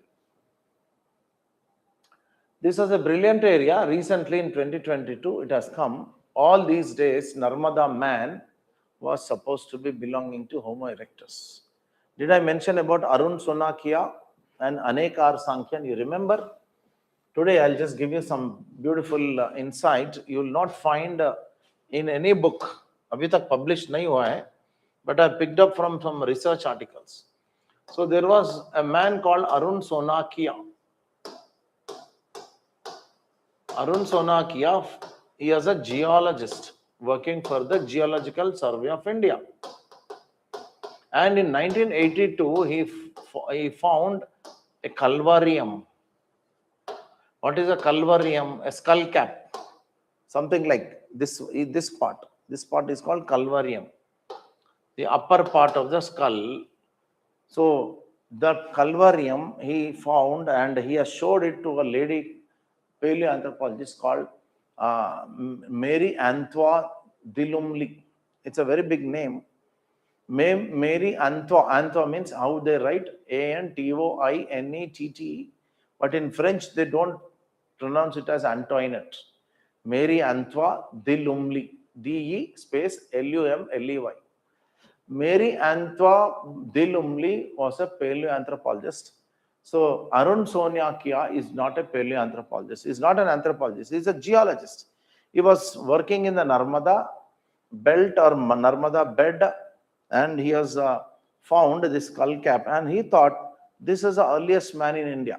Just like how in Siva lakes, Siva Pitakas, Rama Pitakas were found to be the earliest humans who lived in India.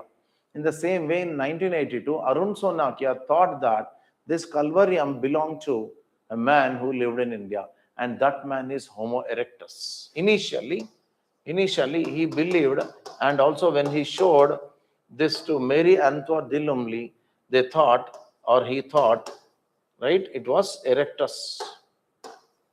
But later, it was not H. erectus, according to anthropologist. This time there was another man, Arun Sonakia.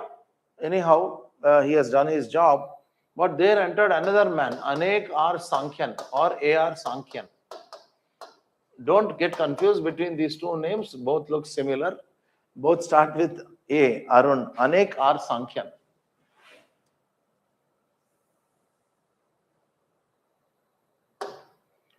Anek R. Sankhyan or A.R. Sankhyan is a anthropologist of the ANSI.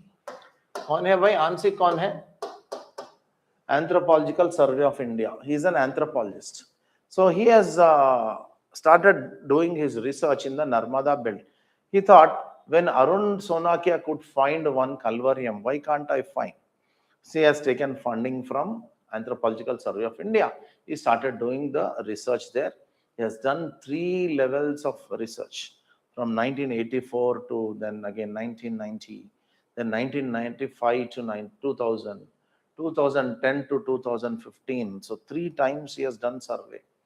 And during those 3 times of surveys, he has found almost 11 samples, 11 body parts, certain, right rib, left rib, then clavicle, then humerus, then some parts of the femur, and such kind of items, 11 of them he has found out in these 3 different surveys. And he has collected, put them all together and started comparing them with that skull cap found by Arun Sonakia. So जब वो match कर रहा था, तो both were not actually fitting. The skull cap or the calvarium measured anywhere between 1200 cc to 1400 cc. Actually, it was ruled out by Anekar Sankhyan the moment he has discovered that this calvarium is a 1400 cc wala. And he has shown it to another man called Kenneth R. Kennedy, an American paleoanthropologist. Kenneth R. Kennedy and many people like Reitmeier, and there are so many paleoanthropologists. You will be completely flabbergasted when you see all these names. So don't get carried away. I'm just giving you some basic idea. So Anek R. Sankhyan, when he has showed it to these people like Kenneth R. Kennedy and all, later some other publications were done, Reitmeier, etc. It was ruled out. The erectus was ruled out because erectus lived in India at about 2 lakh years ago, but this calvarium belonged to about 1 lakh years ago to 1.2 lakh years ago, and we have come to now lakh years. And what about the other skeletal material, post-cranial elements they call? Certain parts of the clavicle, then the ribs and humerus and femur and other parts, all these post-cranial elements, according to Anekar Sankhyan, belonged to a shorter version, a pygmy-sized human being of the human lineage. Maybe he was H. floresiensis. He just expressed some doubts. A pygmy man was the owner of all these post-cranial elements, and this calvarium belonged to a different. So in India, there lived 2 types of fellows. One tall one and there was a short one. The tall one lived a bit earlier. The short one time period that all these post-Cranian elements have actually dated about 75,000 years ago to 1 lakh years ago, 40,000 years ago. So both were not matching. Both did not belong to the same time period. So what he thought was, India was a stopping point. When some of the people were migrating from Europe and Africa and Europe, they came to India. They stayed in the Narmada region for some thousands of years. So many of them left India. So two versions lived in India. One was a highly evolved better than erectus, something like Heidelbergensis or Neanderthal level kind of human being.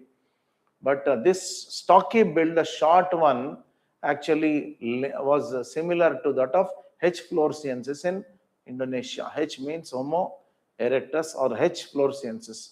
There was a pygmy-sized human being who inhabited in Indonesia, and there were certain, maybe through Melanesia route they have gone.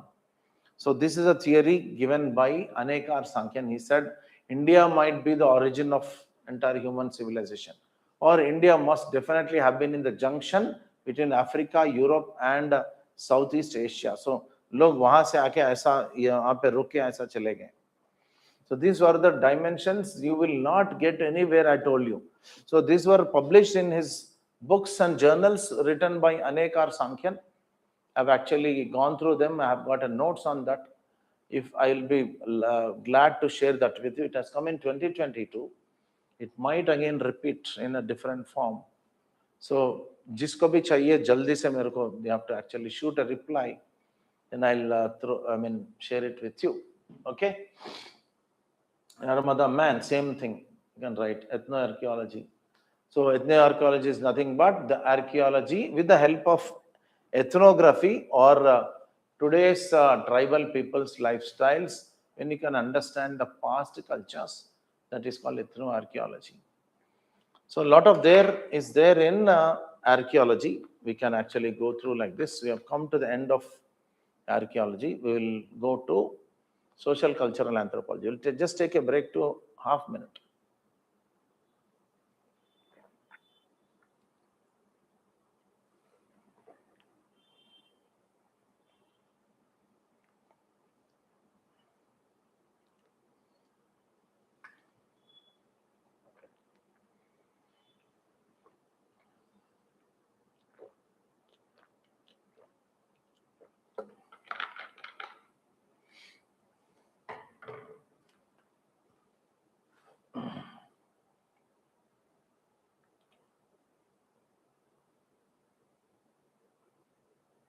So here I'll take this slide. Now I'll discuss. Don't worry about that heading. I'll kickstart a conversation in social cultural anthropology and anthropological theories. Okay. So we'll take another half an hour or so, and we'll try to understand. So next part, social cultural part. So what are the areas that are there in social cultural part? As I've divided the syllabus earlier, 2.1, chapter 2.1 to 2.5 in paper 1. Introduction anyhow is there. You can even take that into account, 1.1 to 1.3. Then 2.1 to 2.5, chapter 3, chapter 4, chapter 5, chapter 6, chapter 7 and chapter 8. So very big area. This entire thing, I name it as introductory part or introduction part plus social cultural part.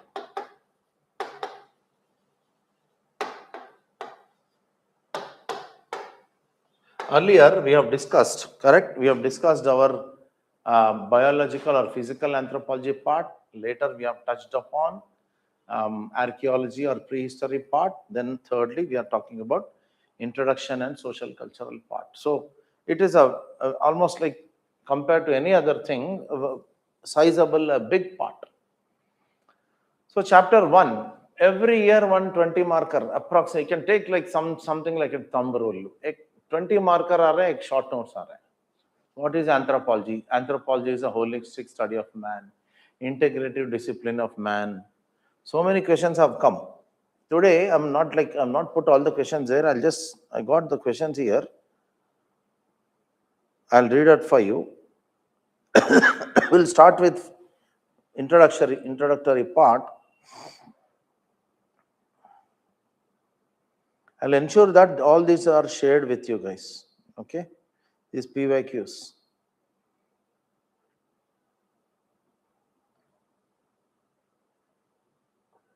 Scope and relevance of social and cultural anthropology. Anthropology is a systematic, objective, and holistic study of mankind in all times and places. Elaborate the argument, 20 marks. Scope and relevance of social and cultural anthropology. Then biocultural approach is a hallmark of biological anthropology. So in 2020, they have asked another question. How can synergizing, you see, synergy is a regular word he is using. How can synergizing the core branches of anthropology reinvigorate the holistic spirit of the discipline? Just is trying to play with some words. So ये सब क्या है? Anthropology is a holistic discipline, systematic, objective, and holistic study of mankind in all places and all times, in all places. Wherever humans live, in Arctic region, Antarctica में रहने दो, whether they might be living in deserts or swamps or equatorial rainforests, even in the Amazonian rainforests and Andean mountains, Himalayas, or on the plains, forests, आदमी जहाँ भी रहता है, so that is the subject matter of anthropology at all places, at all times, now also and in the past also. Just now we have concluded what is that part, the prehistoric archaeology part or the anthropological archaeology part. So we were talking about past cultures. Today's present tribal societies, peasant societies, advanced civilized societies also we study, as well as the past cultures. So anthropology does not leave any part of the humanity, either both in space and time, in geographical space as well as in temporal dimension, timelines as well as geographical dimension. Anthropology studies man in totality. Anthropology is a total or a discipline which studies humanity in totality. It is the science of man. It's a science of humanity. So ये सब क्या है? Because it is a systematic study. It studies humans systematically. It has time-tested methodologies like participant observation, interview, schedule. ये सब आपको chapter 8 में मिलेगा. Syllabus से खिलवाड़ करो बस आ जाएगा. And they also do case studies. They have genealogy. They have and life history, oral history. With these methods and techniques of the field work, anthropologists do a systematic study of mankind. Nowadays, they are using the knowledge of even statistical techniques, computer techniques. Then they're also using surveys. And now definitely even AI they might have been using, artificial intelligence, everything they are using to understand humanity better. So it's a systematic study. There are certain principles, there are certain concepts, there are certain theories. With the help of those theories, concepts, and principles, anthropologists study humans. ठीक है? So answer जैसा आ रहा है ना, एक बार direct जो भी मैं बात करता हूँ, you can actually write it as an answer. So it has started right from the times of Aristotle. If you want to go back to the history, when all this started. So when Aristotle started questioning who is like, because he is a philosopher. No, a philosopher का क्या काम होता है? क्या काम करता है philosopher? Simply बैठता है, like, is going on thinking and questioning. Who am I? What is God? What is all this earth? What is sky? How it has come? How we have come? What is the relationship between we and the animals? Have we come from the animals? Have we come from mud? Or some larva comes from that mud? Is it biogenesis? Theory of abiogenesis? Theory of special creation? Are we created by God? Who is God? What is religion? What is spirit? Hundreds of questions they used to raise. So the term anthropologist has been coined by Aristotle. Who is an anthropologist? A man who gossips about himself.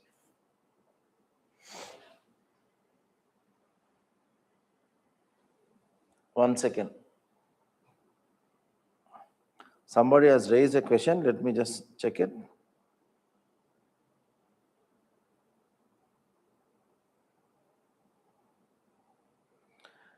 Current affairs, to some extent, yes. Not majorly, but something like, for example, Government of India has come about with uh,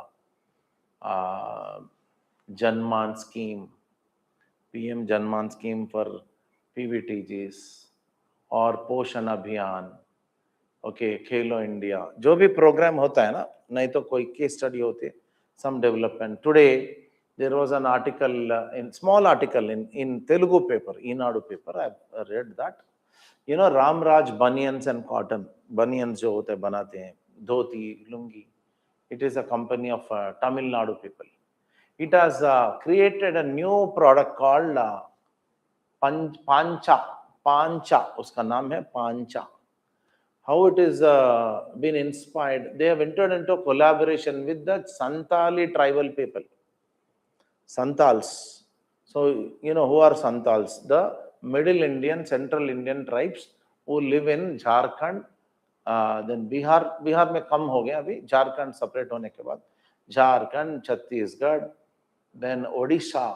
So, certain tribal groups of the Santali origin, Santali tribes have been, they were doing their artistic, क्या बोलते हैं ना, design and all that. So, the designs were inspired by Santali art.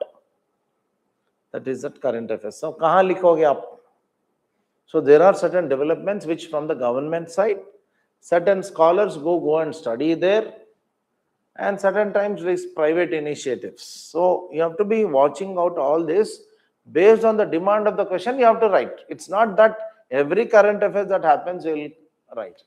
So, yesterday or 2 days back, I was talking about Purum kinship. Have you watched those lectures?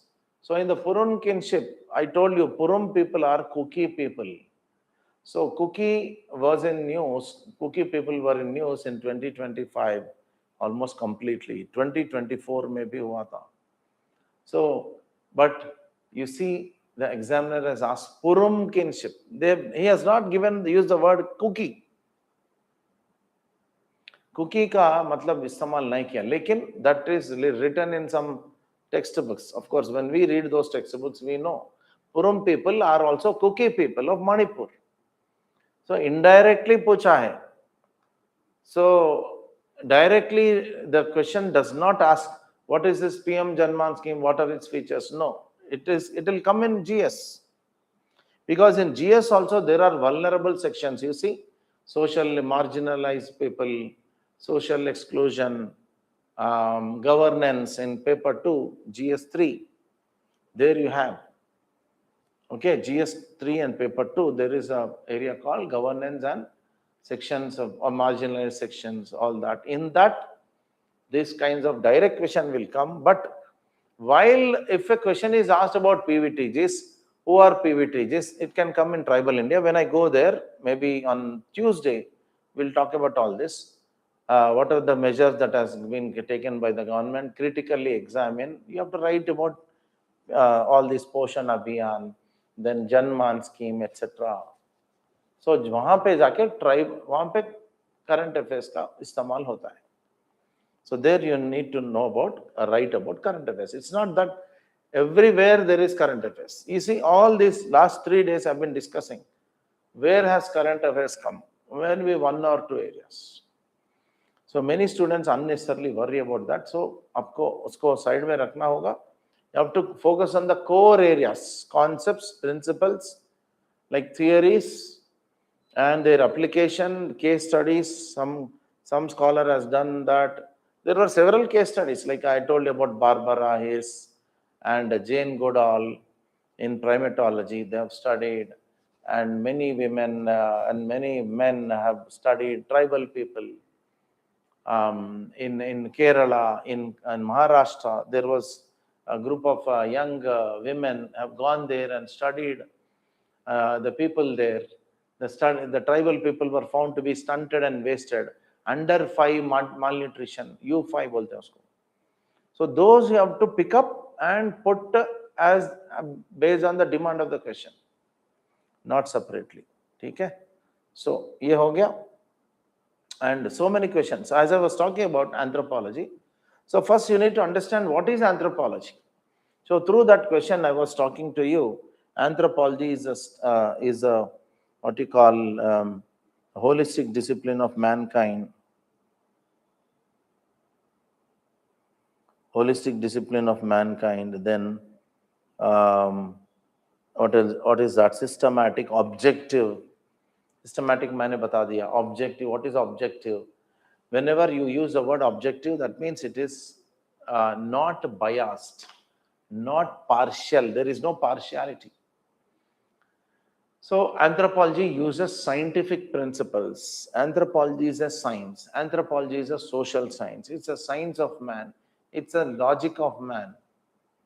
Whenever you are using science, you will not be using bias. It's something like a thumb rule. People take it for granted. Okay, whenever I'm using science, I'm not being biased. I'm objective. So when you are biased, then the word is subjective. So anthropology is not a subjective discipline of humanity. It is an objective discipline of humanity. It studies man in totality. It studies women. It studies men. It studies children. It studies societies. It studies cultures. It studies tribal people. It studies peasants. It studies the urban people, boardroom meetings. It studies sportsmen. It studies garbage. You'll be surprised. In Ember and Ember, there is a place, small ऐसा एक box है. उसमें जाके आप पढ़ो तो मालूम होगा. Garbage anthropology. How much garbage is coming in cities like New York and all, London, New York, big, thousands of tons. Ton is 1,000 kgs, thousands of tons of garbage is produced. What kind of garbage, what kind of thing, lifestyle people are following? And so many things are studied objectively. Science, they use science everywhere. You can't, if you don't use science, it will become biased. That is your anthropology as an objective science. Every word you have to be very spot on. And if you have an idea, you know what I'm known for? मेरा एक छोटा सा फंडा है, एक approach है. I've got a peculiar something like my own thing. थोड़ा unique है. I'm known for my keyword approach. If you type my name, Vijay Saradi, anthropology in the internet, you'll find, along with my name, people, my students saying, sir's keyword approach is very unique. Keyword approach, keyword approach, keyword approach. So that will help you to break open the question. How many parts question has? What each word is actually he's trying to ask. Systematic, मैंने बता दिया आपको. Objective, मैंने बता दिया. All places, all times, I've covered. Now, what is the last thing?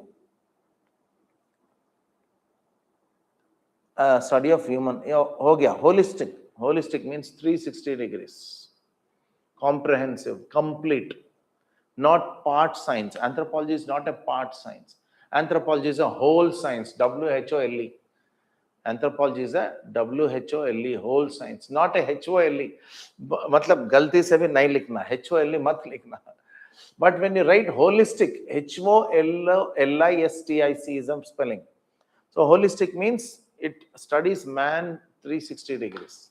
Man, woman, all this. It does not leave one area. It studies biological, it studies cultural, it studies social, it studies economic, political, religious, magic, food, festivals, then mythology, business, trade, nowadays, everything. There is an anthropology of cinema, anthropology of advertising, anthropology of garbage. We talked about paleoanthropology. We talked about prehistoric anthropology, archaeological anthropology. That means there is so much scope. And I'll write a small quotation here. You all can use that. Whenever question comes from introduction, okay, especially 1.1, meaning, scope and development of anthropology. ये area से कभी भी question आया तो Something like a by-hearted thing you fix. What is that thing? There is a quotation by some anonymous scholar. You can use it liberally. Everything under the sun is a grist to the mill of an anthropologist.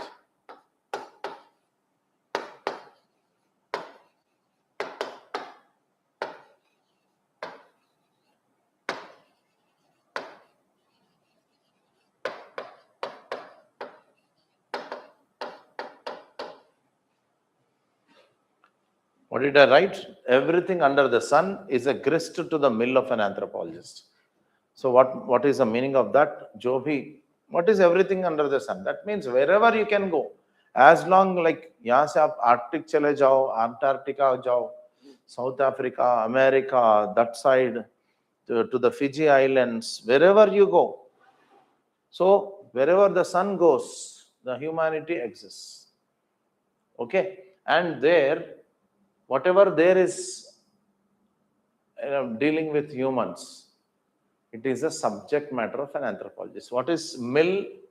Let us talk about this word first. Mill matlab something like a small bowl, and you have a pounder. Thoda gehu dal ke ya rice, whatever you put, then you do that, no, milling. You sometimes ilachi ka chai lagao. Sometimes you ask your mother or girlfriend तो अभी नहीं होगा शायद, if you are married wife or that wife asks you to, अरे आज Sunday है तुम चाय बनाओ, अदरक की चाय, क्या करोगे? थोड़ा अदरक निकालोगे, ginger, you take a small bowl like that, a metal bowl, put that adrak inside, there is a pounder, then you ऐसा करोगे तो then चाय उबालती रहती है, you put that ginger there, अच्छा सा smell आ रहा है, let us have a ginger tea, it's raining, wow, that's a beautiful evening. ठीक है, what you have done, that ginger is a grist. What is this mill?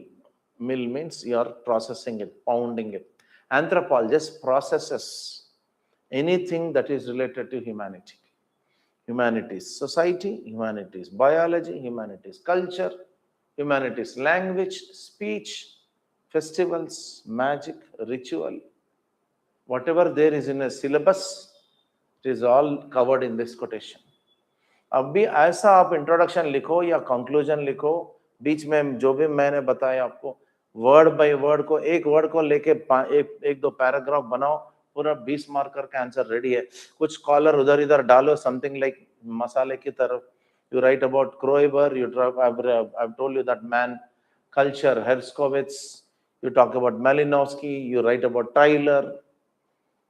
Any scholar, Indian scholar, D.N. Majumdar, M.N. Srinivas. So write 4 or 5 scholars, one case study, like yesterday I've told about that lactose intolerance. Okay, whatever case study you write, that is 20 mark में आपको 15 mark मिलेगा, 15 से 16 mark पक्का. So it is very easy actually, if you exactly hit the theme of the point, what exactly is the word he is using. What is that synergistic thing? I told you another synergistic he has asked. I'll just discuss another question. How can synergizing the core branches of anthropology reinvigorate the holistic spirit of the discipline? Holistic यहाँ भी आया ना? हाँ? Holistic, HOLISTIC. I'm repeating the question. You can slow down and write also if you want. 2020 में आए हैं 20 markers, 2020, the year 2020. How can synergizing, can anybody tell me, did we use that in the yesterday's class, synergistic? The synergistic effect of biological and cultural factors in human evolution. Synergy, 1 + 1 is more than 2. Okay, both work together and get a better results. So how can synergizing the core branches, what are the core branches? Biological or physical? Core, 4 branches ले लो आप. Okay, I'll just put a diagram here. See, every time the beauty lies in even diagrams, good diagrams you draw. For example, these are the core branches of anthropology.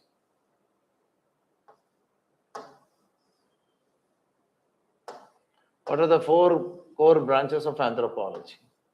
This diagram will extraordinarily give you the marks. One is biological or physical. I'm not using the entire thing. Bio I'm writing. One is a social cultural or social. In India, we use the term social cultural, not socio-cultural. It's not socio-cultural. Social dash cultural. That is the correct expression. The third is archaeological. I'm writing archeo. Another is linguistic. So these are the core branches. Core means what central wala. Very important. And there is another 5th one, which is actually linking all of them together. What is that?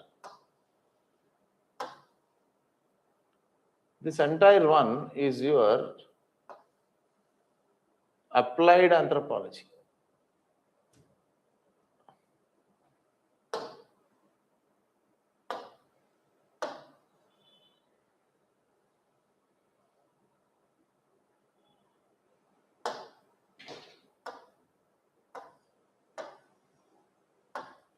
This is linking biological, social, cultural, archaeological, linguistic. Though it is not given in the syllabus directly, applied anthropology is such one. It is linking everyone. All the other core branches, all the four core branches of anthropology are being linked. So when are they separate? Can we study man separately? Yesterday also we have noted synergistic effect of bio and biological and cultural factors. Both reinforce each other, both accelerate each other. So biological factors, social cultural factors, linguistic features, archaeological, all are all part of one discipline only called anthropology. Okay? And applied anthropology links all of them. So without biology, you can't understand society. Without society, you can't understand archaeology. Without archaeology, you can't understand linguistic. Linguistic is linked to bio. Linguistic is, for example, how linguistic is linked to bio? Because in our brain, there are 2 major parts. Major parts. One is the Broca's area. The other is Vernix area. There was a French physician called Paul Broca. So he has identified a part of the brain यहाँ पे occipital region में रहता है, and that is called Broca's area. That Broca's area is responsible for speech production. See, when I'm saying something, that means how it is coming. It is coming because my Broca's area is working. But when I'm before I speak, my mind is actually trying to put the words together. So there is some processing going on. So what is happening? Vernix area is working. Both Broca's areas, Vernix areas, there are other 2-3 later parts identified. So all these areas are actually biological, correct? Biology hai, mera speech ke piche biology hai. My vocal cords, my chimpanzee cousin, which has got 98% of DNA common with me, cannot speak like me. That 1% extra DNA I am speaking. My speech is far, far complex than chimpanzee. Chimpanzee can make a sound, but it cannot speak like me. So there is biology here. Our vocal cords have evolved long back. Our vocal cords, our Broca's area, Vernix area, all of them together are working and speech is produced. So what is speech? Linguistic. Language, speech, linguistic. Biology, both are linked. And applied anthropology is that bridge between these. Like this, social culture is linked to archaeology. What about Rakhi Garhi? We talked about that maritime trade of Harappans, IVC culture, town planning. They lived in fortified settlements, uniform bricks, standardized weights and measures. That means we are taking pride in our culture. Even recently, Tamil Nadu government has announced 5 crore rupees for any person who can decode the Indus script, Indus Valley people, what they wanted to speak. Harappan script, whosoever opens it up will be given 5 crore rupees. That means our past, archaeological, past cultures are linked to our culture, our society. We take pride in Harappan or Indus Valley civilization. Today we are calling it as Saraswati and or Indus Saraswati civilization. Whatever I say, if you write in the answer, that will be enough. Okay, so anthropology is whenever you link or synergize the core branches of the anthropology discipline, it gives you a holistic outlook. Let me read the question again for you, such that you will not miss any other part. How can synergizing the core branches of anthropology reinvigorate? Reinvigorate matlab recreate the holistic spirit of the discipline. You see, all the parts of the discipline are connected to each other. When everything is connected, is it not holistic? Whole, WHOL, complete, comprehensive, 360 degrees, multi-dimensional, integrated, whatever word you use. Examiner has got this habit. Is in one year he has integrated. In 1 year he has holistic. In another year he says it is a multidisciplinary study of man. In another he says it's a comprehensive study of humankind. Jo bhi ho bhai, idea is same. Anthropology is about man. We, you, me, everyone. The man or humanity is at the core of anthropology. Central object matter or subject matter of anthropology is human. So with this note, on this note, I'll end today's session. I've just raised the curtain raiser for what you call this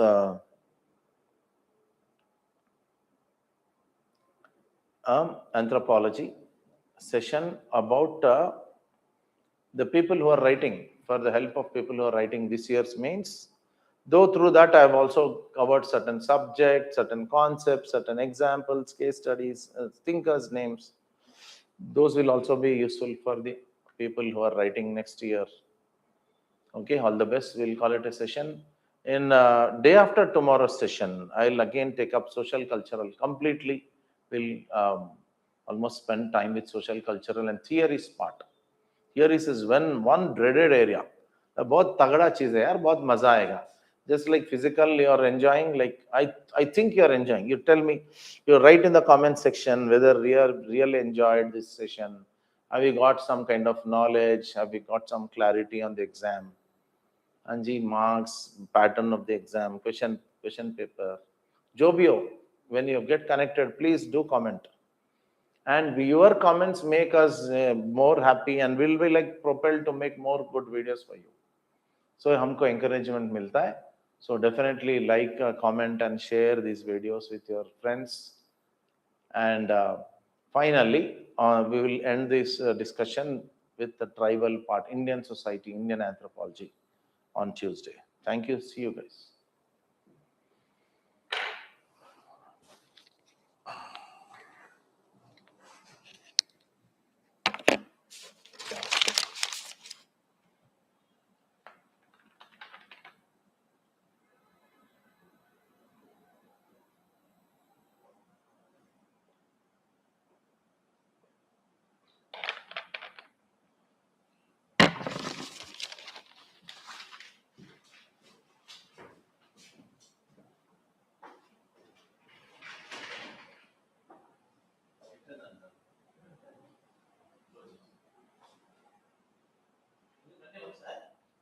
రేపు కూడా ఉంది, మనకి కూడా రేపు కూడా ఉంది. ఇది చెప్తాను.